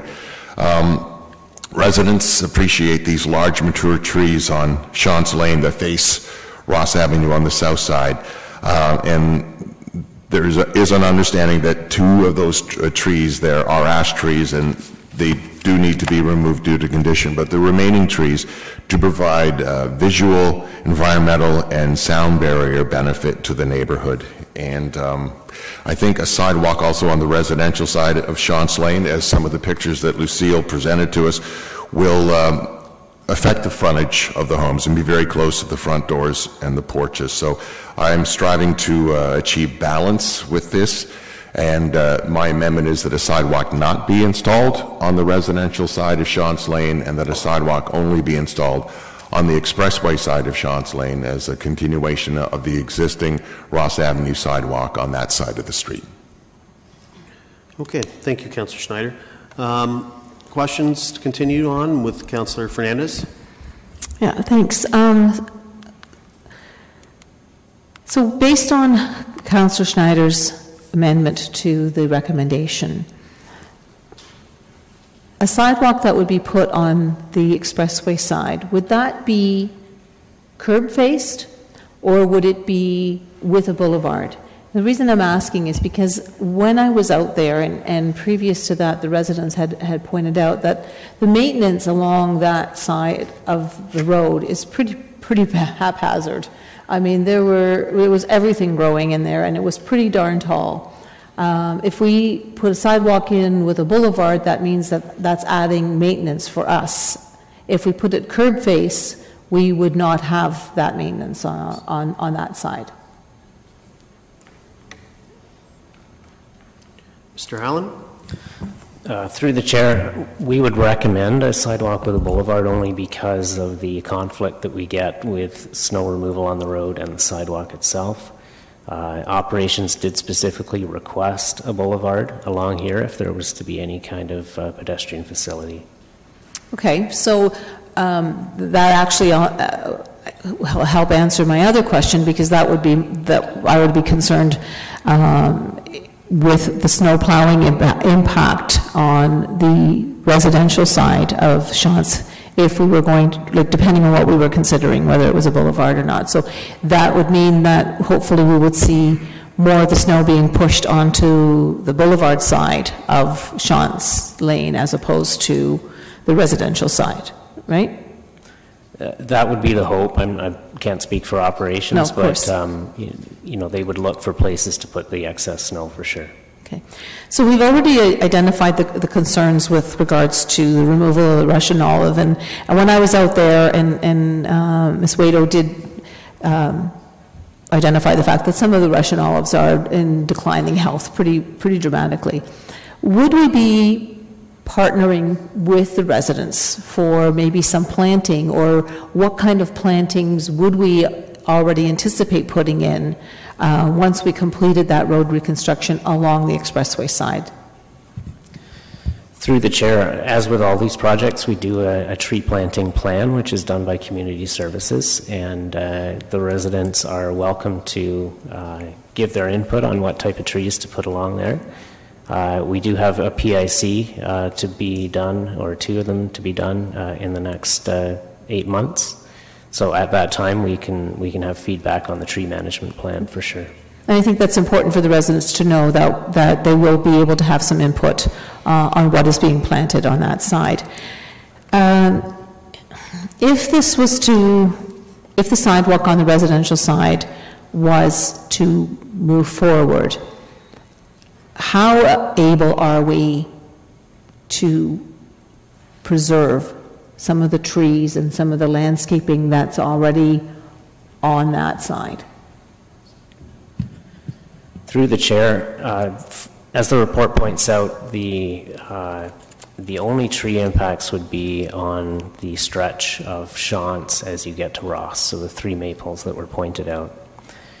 We managed to find an alignment that will preserve, I don't know if you noticed in one of the slides, there was a large maple with a retaining wall around it, that would be preserved. So really the impacts elsewhere would be limited to the very frontage of the property close to the road. So for the most part, the landscaping would not be affected with that sidewalk. So does that mean we're shifting the road slightly to the, I guess depending on which direction you're coming from, but if you're coming from Weber Street, we'll be shifting the road slightly to the left? Through you, through the chair, a combination of narrowing and a slight shift, yes. So where the edge of the pavement ends now on the, we'll call it the houses side, that's where the proposed curb face sidewalk would be. Mr. Reedman, you have something to add? Through the chair, I'd just like to add as well, we did look at a few different designs to try and preserve those trees. My understanding is, while it's unfortunate we'd be losing 3 maple trees, they're a relatively common species in the city, so about 80% of the trees are that type of tree. So if that side of the sidewalk is approved, which it should be if we follow the policy and GRAC's recommendation, we would plan to plant more diverse trees right in behind that sidewalk, because there's fairly significant room in behind there that we could actually plant a diversity of different trees that would be more suitable habitat for the community. So would we be looking at something that, I'm not sure what kind of maple trees they are, if they're sugar maple or silver maple, because some definitely grow faster than others. Would the community have input on that as well?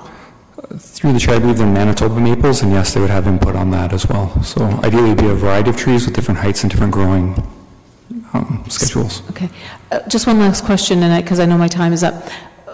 In reading the report, did I understand that there was a change where Ross connects to Shantz Lane, that there would be a 90% 90 degree turn as opposed to that curve?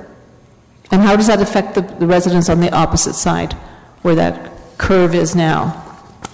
Thank you. Through the chair, the plan through engineering's reconstruction is to do exactly that, reconstruct or redesign the roadway on that end, on that end of the Shantz Lane, so that it brings Shantz Lane into Ross at a 90-degree angle. The current situation, if you see on page 11-14, the orange lines show the new curb lines, but you can see under it the lighter gray is the old roadway. It was a much larger swath of asphalt through that intersection, but more importantly, it just gave a very non-sharp, a very soft curve into Shantz Lane from Ross Avenue. So vehicles coming down Ross towards Weber, turning right onto Shantz, could do so probably without hitting their brakes. And that's where I would suggest the speeding complaints that were raised by the residents in the area are derived from. So we're extremely confident by reconstructing this intersection and putting the 90-degree angle in it, it's going to eliminate that ability to speed into that curve on Shantz Lane. Okay. I'm going to cue back in because I do have one more question. Thank you. Councillor Marsh. I have questions around the other street considered in this report. So should we deal with that now? Or? You have some questions, pardon me? Sorry, Yeah. I was clicking in. Yeah, not about Shantz Lane, about the other street. Okay, yeah, we can, if you want to ask those, go ahead. Okay. So just to switch gears here for a minute, looking at Bond Street, the plan for Bond Street has been, as I see in the report, a little bit modified, and I'm just wondering if staff can tell us how they've responded to the delegation from last meeting's request, and yeah, if you can just tell us about the change in the plan. Through the chair, at the time of the last committee meeting, at that point in time, what we had proposed was a sidewalk on that side of the road in front of the plaza, and it actually had a little bit more of an impact on the property in that it was a little bit closer to the building. So what we've done is we've turned that sidewalk into a curb face sidewalk in that section. It moves the sidewalk as far as we can away from the building, and that allows, to some degree, continued use of that loading area the way it was described. However, the space that's there isn't sufficient for vehicles to pull in perpendicular to the street. They would still be blocking the sidewalk. Okay, and so in cases when the vehicles that are delivering or picking up garbage are there, then what we're going to see is a city-encouraged violation of the bylaw. We're not allowed to park over a sidewalk, but due to the condition of this, I guess are we allowing that now? Mr. Reitman? Through the council, so after I wasn't at the last committee meeting, so I'd gone out to look at the site, and typical loading practices would not overhang, so they would likely pull in parallel to the street for deliveries or off to the side of the building. The only pickup that may overhang slightly would be garbage collection, which is fairly infrequently, so that may overhang the sidewalk for the 4 or 5 minutes it takes to empty the garbage bin. Mm-hmm. Okay, and so in the event that a delivery truck takes longer than a few minutes or does hang over the sidewalk, and what will be our staff's response to, this sort of, we're creating a condition here that prevents them from following the law. Through the chair, I would suggest the current situation is also encouraging delivery vehicles to be sticking out onto the roadway and blocking the roadway. Under what we're proposing here, I would think the vast majority of deliveries could still be accommodated on their site off the sidewalk with basically no disruption. When a vehicle is required to do so, I think we have to recognize the approval of their plan from years ago, and we're doing the best to retrofit a sidewalk here, but we still would not issue a ticket for that, recognizing that it's a retrofit and making the best of the situation. Mm-hmm. As far as the sidewalk and the loading opportunities go through here, the sight lines are completely open. If loading activities were happening, pedestrians are going to see it. So in my mind, it's really not creating any safety concerns contrary in comparison to what we have today. Okay, that's helpful. And then last question, just about the hydro pole that seems to be in the pathway of the proposed sidewalk. Can you tell us about what we're going to be doing about that problem? Through the chair, the hydro pole, although we don't have exact dimensions until we get into detailed design, it's about having clear pathway around the pole of a 1.5 meters. So this is going to be a 1.8 meter curb face sidewalk. If the pole sits in the back edge of that sidewalk, then that's okay. We have a clear path. But if it does need to be moved, it would just be moved a small amount, which could be straightforward for hydro, just to shift it over a little bit. I'm really sorry, just can you repeat the part that you said about, I'm having a hard time hearing you. So just what are you saying about the pole being allowed to be jutting into the sidewalk? So under AODA, we need 1.5 meters of clearance. I think it's actually 1.2, but there's an amount that we need a clearance for. So an obstruction in the sidewalk isn't necessarily in violation of that. Okay. So we could keep it in. It just depends on whether it falls smack dab in the middle of the sidewalk, then it will certainly have to be moved a considerable distance. But it's possible it just may need to be moved a foot or two. Okay. Okay, thank you. Okay. Thank you very much. Councillor Davey? Salon? Sorry, thank you. Just one follow-up question on that. If the pole does need to be removed, how much does that cost, and is that cost included on page 11-10? The cost is included, and I think we've allocated $5,000 for that relocation. Thank you. Okay. Councillor Fernandez? I want to stay on this one first, this Bond Street one, then I'll go back to my other question further, Shantz Lane. I think Councillor Marsh is identifying something that is really significant here, because before, when service vehicles or garbage trucks were parked along there and doing their deliveries, people would automatically go across the street. So now we're creating a situation where people are going to start expecting that this sidewalk is going to be open and cleared and available for their use. But there will be periods of time where it won't be. Well, what's going to happen in the winter? Like, where's the snow going to go from this street?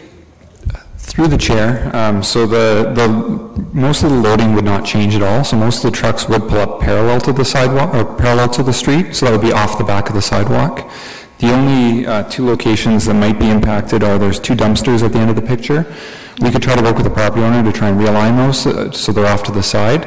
But if we can't, it's a limited time, like 5 minutes, twice a week maybe, that like a dumpster comes, picks up the thing, and then drops it off. So the impacts are fairly minor based on our redesign. So originally we had our sidewalk on the property side of the pole, so closer to, so that was a bigger impact on that property. Since we've moved it to curb face, we're reducing that impact. We would expect the snow removal to be done by the private property owners. They're already there doing all their snow removal on their site. They have a large parking lot on the other side of the property. So for them to do that additional sidewalk shouldn't be much of an inconvenience at all. Okay, so we're asking a private property owner to possibly move their dumpsters, to also take into consideration now pedestrians who might be walking along that sidewalk, and make sure that any delivery vehicles are in compliance, but also that they're recognizing that there's going to be pedestrians walking on that side. And the cost for this, for us, is $17,000. But what is the cost to the business going to be? What I'm worried about here is that we're going to be looking at more possible conflicts with pedestrians and traffic, not just the service vehicles, but vehicles on the street. But also we're going to be looking at more opportunities for complaints for residents calling in and saying, I'm walking along this stretch of road and I feel like I'm in danger. I'm just not understanding the rationale for this. Through the chair, the sidewalk currently dead ends at part of that property. So right now, if there's a visually impaired person walking down the street, the sidewalk just abruptly ends at the driveway and does not continue on.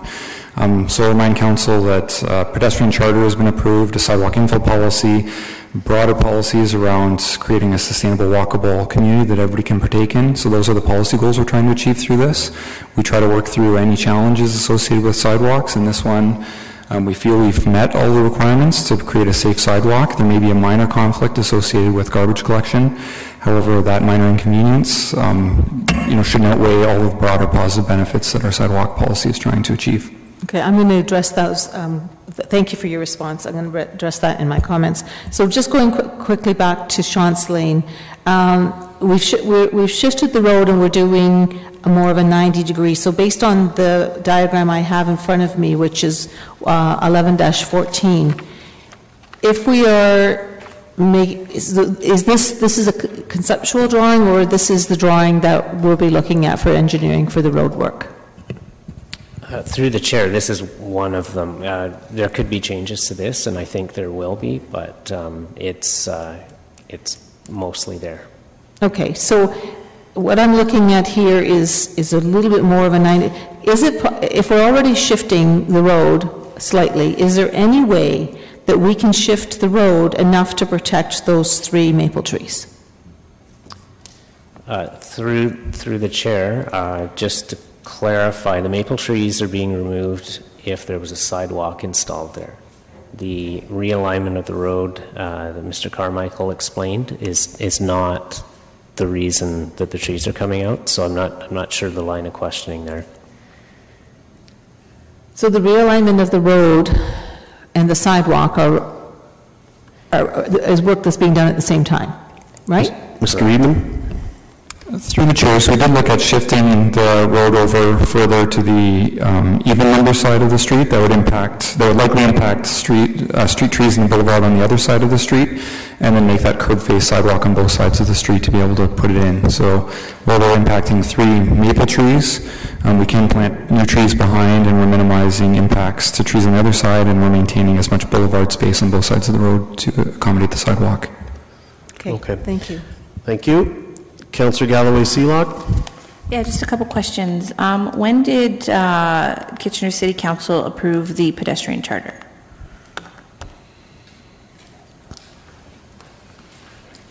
Through the chair, you're testing our memory. We believe around 10 to 12 years ago, I want to say. Are you able to recirculate that to members of council, just kind of the reports and what it outlines and what the actual commitment was through that? Through the chair, we would be happy to forward that on to members of council, yes. Thank you. And when did we approve our most recent policy when it comes to sidewalk infill? Through the chair, the approval was given in June of 2015.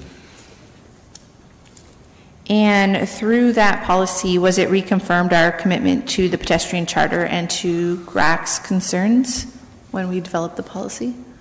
Through the chair, yes, that was certainly one of the aspects of staff's recommendation for the policies, that it would support the other pedestrian charter and just walkability in communities and active transportation, so on and so forth.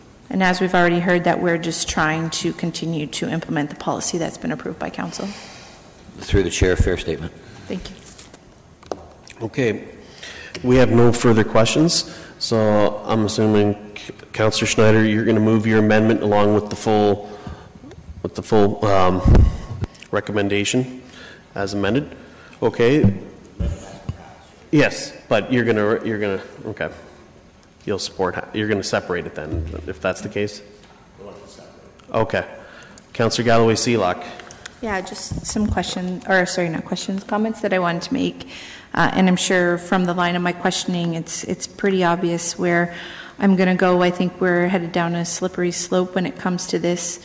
And we need to continue to strive and keep the importance of our policy, not only the policy that we have for sidewalk infill, but also the pedestrian charter that was committed to. And I've talked about this before, that when the pedestrian charter was passed, there was tons of groups that had input in it, tons of community engagement that went into the pedestrian charter.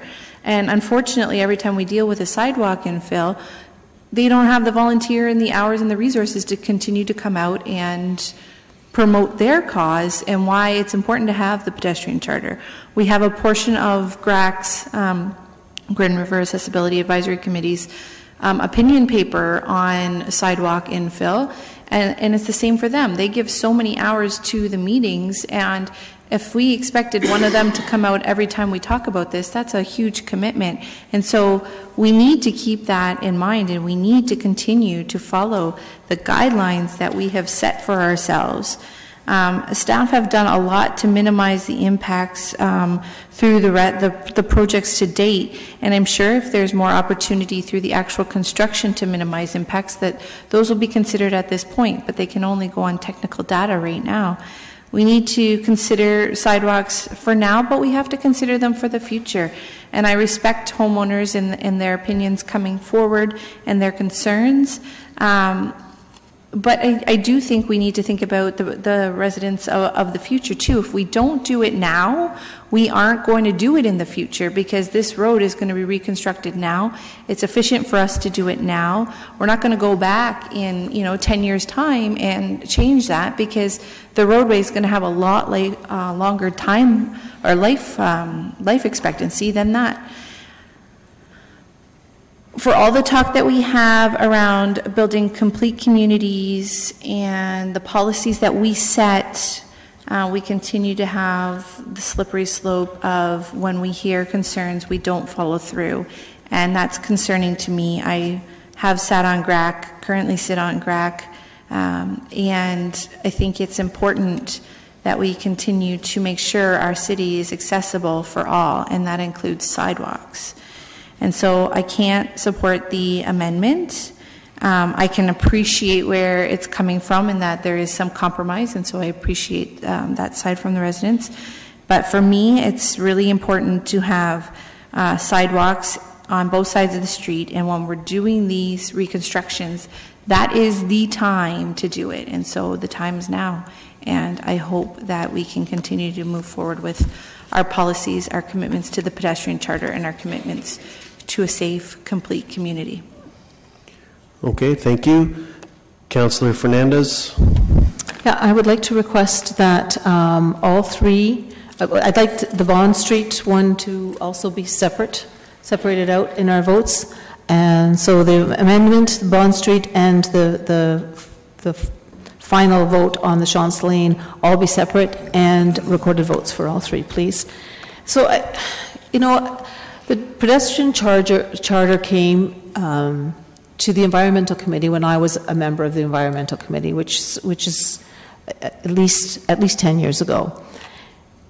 At the time, I think it was important for us to start looking at how to make our city more walkable. Did that mean that we should be, and using the words from what we heard earlier today, be this disruptive in some of our residential areas? If there is a sidewalk or a good connection for our residents who use strollers, who use devices, mobility devices, and believe me, I've had a lot of challenges getting my parents with walkers into certain places and certain locations, and I understand the challenges. But I think we have to have some balance here, and we're talking about trees that are 20 years old, 25 years old, sometimes 30, 40 years old. I know that we've got the pedestrian charter. I know that we've done the sidewalk infill, and I understand why our staff brought the infill policy to us, because they wanted to depoliticize this whole process. I get that, I do. But I think that sometimes we have to take a look at what is a huge impact to residents who are suddenly losing a significant frontage of their property. And yes, I know that was city property, and maybe they should never have built their landscaping, or they should never have planted those trees. And all of these infills are often in areas where there are mature trees and landscaping that's been done for 10, 15, 20, and longer years out. Councillor Schneider has put forward, I think, a reasonable, balanced approach here. And I would really like us to see us take that. Additionally, I think we really need to possibly reopen the pedestrian charter. We need to take a look at what was, and it's, it's good that we're going to be able to look at it again. I know that could mean we're flooded with all kinds of people coming and talking about, the rights of a pedestrian to be able to walk from one place to the next. And that's fine. I think that we looked at our property standards today, we've looked at other bylaws, we've looked at other policies, and we've renewed them. If this is a 10-year-old policy, then maybe we need to take a look at it again. And we need to look at it at the lens of what we've seen over the last number of years with the sidewalk infill, and we need to look at it in the future and where we're going with connectivity and walkability through our city.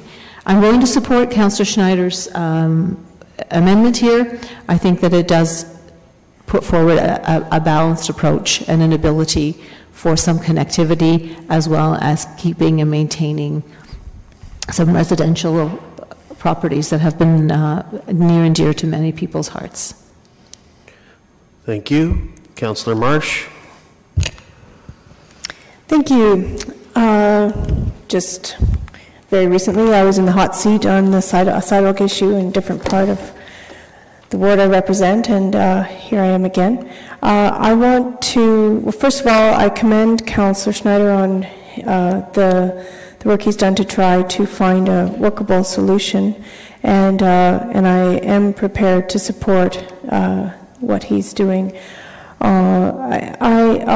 For Bond Street, I find the plan less than ideal, specifically because this is a loading zone primarily, and also because we have this plan to put in a brand new curb face sidewalk, and we know that in existing locations of curb face sidewalks, we perennially have problems with snow loading, and so that is why, on Shantz Lane, staff have tried to find ways to include a boulevard in their plan. There's no boulevard in this plan, I'm sure due to the constraints of the width of the road.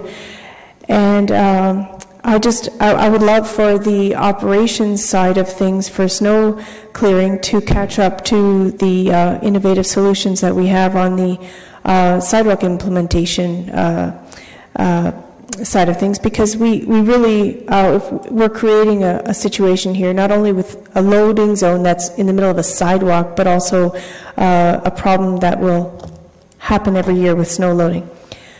All that said, I'd like to ask staff to come back with a suggestion for how we're going to deal with snow loading, and to be more specific about what we're doing with that pole when it comes back to council. But for the meantime, I would temporarily support staff's recommendation. Okay. Mr. Eadman, you have something to add further?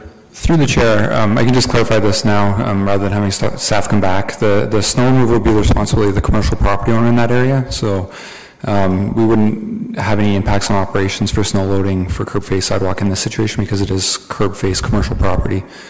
Yeah, I fully appreciate, you had already mentioned that, and so sorry to clarify, I wasn't referring to sidewalk snow clearing, I'm referring to the snow clearing that our road snow clearers provide, and then that leaves a snowdrift, or I forget what we call that, a windrow, that would then be in conflict with the curb face sidewalk. I hope that's more clear now. Through the chair. So what are we going to do about that? Through the chair, we'll follow up with you on that. Okay, thank you. Okay. Councillor Schneider. Thank you, Chair Ioannidis. I want to thank Council for comments on this. I believe that through a really good dialogue with the residents, that we have come up with a balanced approach to this. We are giving accessibility through the sidewalk on the expressway side of Shantz Lane, and I feel that is good. It gives that accessibility, but it also respects the needs of the neighborhood in terms of aesthetic value, in terms of environmental benefit, both in cleaning the air and baffling the noise from the expressway and the flyover. It does respect the frontages of these homes. This is a street that the homes were built before we had the expressway and before we had the flyover. So these are people who have really had to adjust and really put up with some major changes to their street and the residential area. I think this really gives us a great balance, and I would appreciate your support on this amendment. Thank you. Councillor Yaneski? I took the opportunity last week to drive down to Shantz Lane and experience it firsthand. I parked my car and walked from one end to the other, about 15, 20 minutes, just to get the appreciation of the volume of traffic on the street, which was zero. One pedestrian happened to be walking up the street, walked along the portion of the expressway to get appreciation of the trees and the shrubs and the foliage and all that, and saw the density of it, and of course there's fencing in there delineating the boundary of the expressway to the right-of-way. Of course, you hear the highway traffic. It's quite obvious. It's there all the time with the trucks going by. I happened to go there later on in the afternoon, which I thought may be a busier time, and it still is pretty dead. I also took the opportunity of exploring the history of the expressway, and in researching it, I note that the Shantz Lane had housing on both sides of the street, and when the expressway went through, all those houses on the expressway side were all removed from that, and so left the portion of the east side, which is where the residents are right now, with the situation. That goes back like 50 years ago. I think it's a very, very nice street. It's a quiet street in terms of activity. It's very nice. The foliage looks pretty good for that street, so I think really it should remain. I saw where the trail link goes in belonging from the back of Shantz over along the expressway there, and I didn't see anybody walking there. Saw no bicyclists as well either. So I really think it should remain as is. I understand where Councillor Schneider's coming from, trying to find a happy medium, and I can appreciate that. But I think the residents are right. There should be no sidewalks on either side, and that's the way I think it should be. I would like to have it left like that. You've got a portion of the asphalt where it is identified that the residents walk along the expressway side. I think a simple solution would be just to put a line of a meter wide, which would be sort of a bicycle path and a pedestrian path on the existing asphalt, and just leave it like that. And just a couple of cans of paint would do the job instead of spending all this money on sidewalks. The foliage would be left, the residents would be happy, and it's a quiet street. In regard to Bond Street, I also took the opportunity of walking and seeing that missing portion as well. And I agree with Councillor Fernandez's comments about the conflict and the sidewalk and some of the deliveries at the time, although they will be fairly reasonable and quick, 5-10 minutes depending on what they're doing. And people will just walk on the other side. I just think it's sort of a waste to put something in there that's already asphalt, and people, if they want to walk it, they can still walk it in the safety of being off the street. But I just think it's just not justified in terms of going in this way. So on the Bond Street, I'm not supporting it, and on the Shantz Street, I think there should be no sidewalks on both sides, no sidewalks at all on that particular street, on either side. Thank you. Councillor Singh? Thank you, Mr. Chair. Very surprised with the later comments. I don't think we can serve a responsibility to provide alternate travel routes, aspect of accessibility. I think a responsibility that we owe to our citizens with a coat of paint on a roadway. I think mentioning it even in such a way is saddening for me to hear, at least. I'm going to support Councillor Schneider's endeavor to try to come to some sort of compromise to the area residents, because I'm trying to put myself in his shoes, and if dealing with an area in my ward where residents have come accustomed to not having a sidewalk, and obviously it would be impactful on their lives, at the same time there may be loss of some trees, I would probably be the same place in trying to ensure that the interests of the wider community is served, as well as obviously the consensus of the area, the neighborhood residents is heard as well. But one takeaway that I take from this, we really need to come to terms. Either we support the pedestrian charter or we don't. I don't think there's a gray line in that approach, and that may be necessary for us to review that. And if we again endorse that document, I think we really still have a bit of a deficit in the infill sidewalk policy, in still remaining a little bit of a politicized environment. I think this needs to be a delegated authority entirely to staff. Once we've perhaps looked at the pedestrian charter and we've endorsed it as a council, this is a commitment that as a whole, as a body, that we can make and delegate this authority to staff. I think these are the steps that we need to consider looking at. Otherwise, it will continue being, this time is in Councillor Schneider's, next time it may be in Councillor Fernandez, perhaps a few down the road it may be in Ward 6, and we all will continue seeing ourselves in a situation trying to walk that balancing act. I think we had to commit to a policy as opposed to waffling on it continuously, and we continue to do that. But I'll support it, recognizing the hard spot that Councillor Schneider is in, and trying to be cognizant of the concerns of the area residents. And I'm hopeful that they themselves have heard the comments from as a council as a whole, and see the challenge that we face in trying to live up to our responsibility for the wider community and still try to serve the needs and the benefits of the area residents as well. But I will support Councillor Schneider's amendment. Okay. Councillor Gazzola. Thank you. I will not be supporting any of the two recommendations, nor the amendment. I can appreciate the thoughts behind the amendment, and I commend the councillor, the ward councillor, for that, but I cannot support it. I just try as hard as I can. I cannot get it into my thick skull why we should be fixing something that isn't broken. Why are we here getting prepared to spend $125,000 on things that the neighborhood do not want?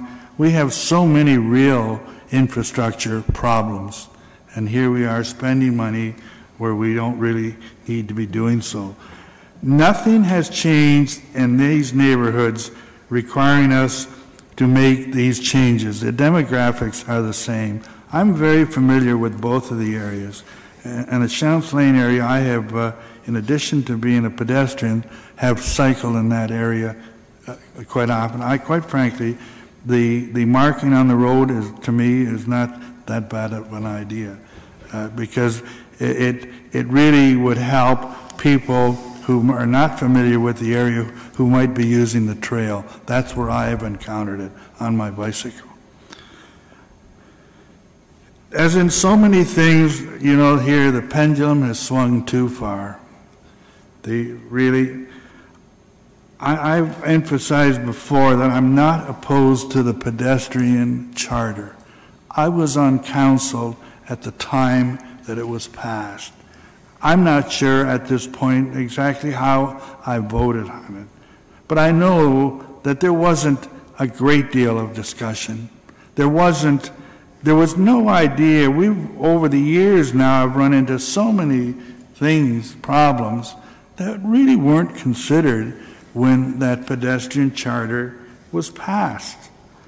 I think we need to take another look at it. But if we're going to waive the pedestrian charter and every time we talk about this, well then let's stop everything and do a complete 100% implementation of it. Otherwise, I think the way it was, in time when we can do these things, we will do them. Right now in these areas, the demographics haven't changed. If 10 years down the road we have a new neighborhood, neighborhoods do change. I'm living in one that has changed considerably. And after a 10-year period, you have a new neighborhood, well then the neighborhood of the day, if they're really interested in making changes, will come forward. But just because there is an opportunity to do something now, it doesn't mean that we have to always take advantage of it. So I will not support these recommendations today, or I have to really be convinced to support any of these in the future. Thank you. Thank you. Councillor Davey. Thank you, Chair. I noticed I wasn't planning to speak, but I feel I need to correct something. I'm a little confused when I hear the residents are right, or the residents' preference is there not be a sidewalk on either side, because I'm looking at the report in front of me on page 11-2, and the total opposed, including those directly affected and the area residents, the total opposed is 11 of 56. In other words, 80% of the people polled want a sidewalk on at least one side of the street. That is what the residents have said. They have not said no sidewalks on either side. Having said that, I am struggling somewhat because I do truly believe in the pedestrian charter. Having said that, I do think it's not something that you can apply to, I think, throughout the city. I think you need to look at it on a case-by-case basis. And when I look at this street, we dealt with one last week where there was literally a park on the street. That requires accessibility, certainly on both sides. In terms of Shantz Lane, I think that the average resident, whether you're a member of GRAC or not, is going to be served by having a nice delineated sidewalk on one side of the street. So I will support the amendment. And just as a note to staff, I'm not sure it was covered in the report, but I'm hoping that if the amendment does pass, perhaps in the shift that they were talking about, if there's that extra 1.5 meters on the residential side, we can shift the road over a little bit, maybe save a couple more of those trees along the expressway side. So having said that, I will support that. I do have some concerns about Bond Street as well, but I do intend on supporting it at this time.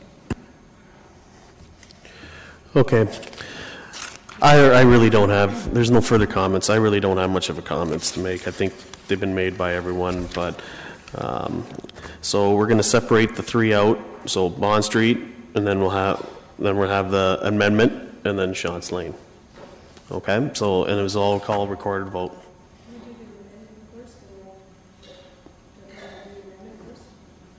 Yeah, we can do Bond Street, and then the next one's amendment, and then Shantz Lane.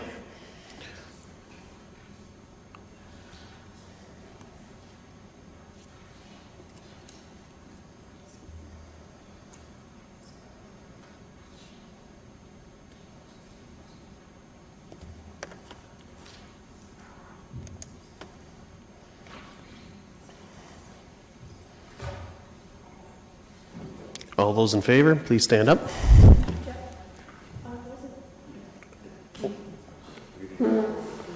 You didn't vote? Okay, we can redo that.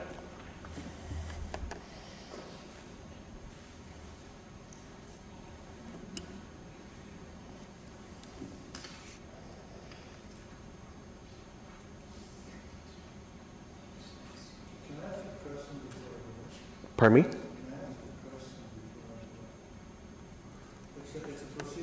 Sure.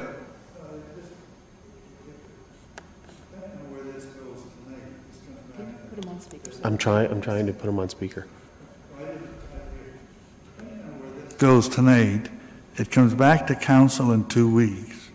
Yes. Now, when it comes back to council, are there these 3 votes again at council? Yes. Okay. Well, okay, that's fine. So that's possible. Yeah. You're welcome. Okay, has everyone completed their votes?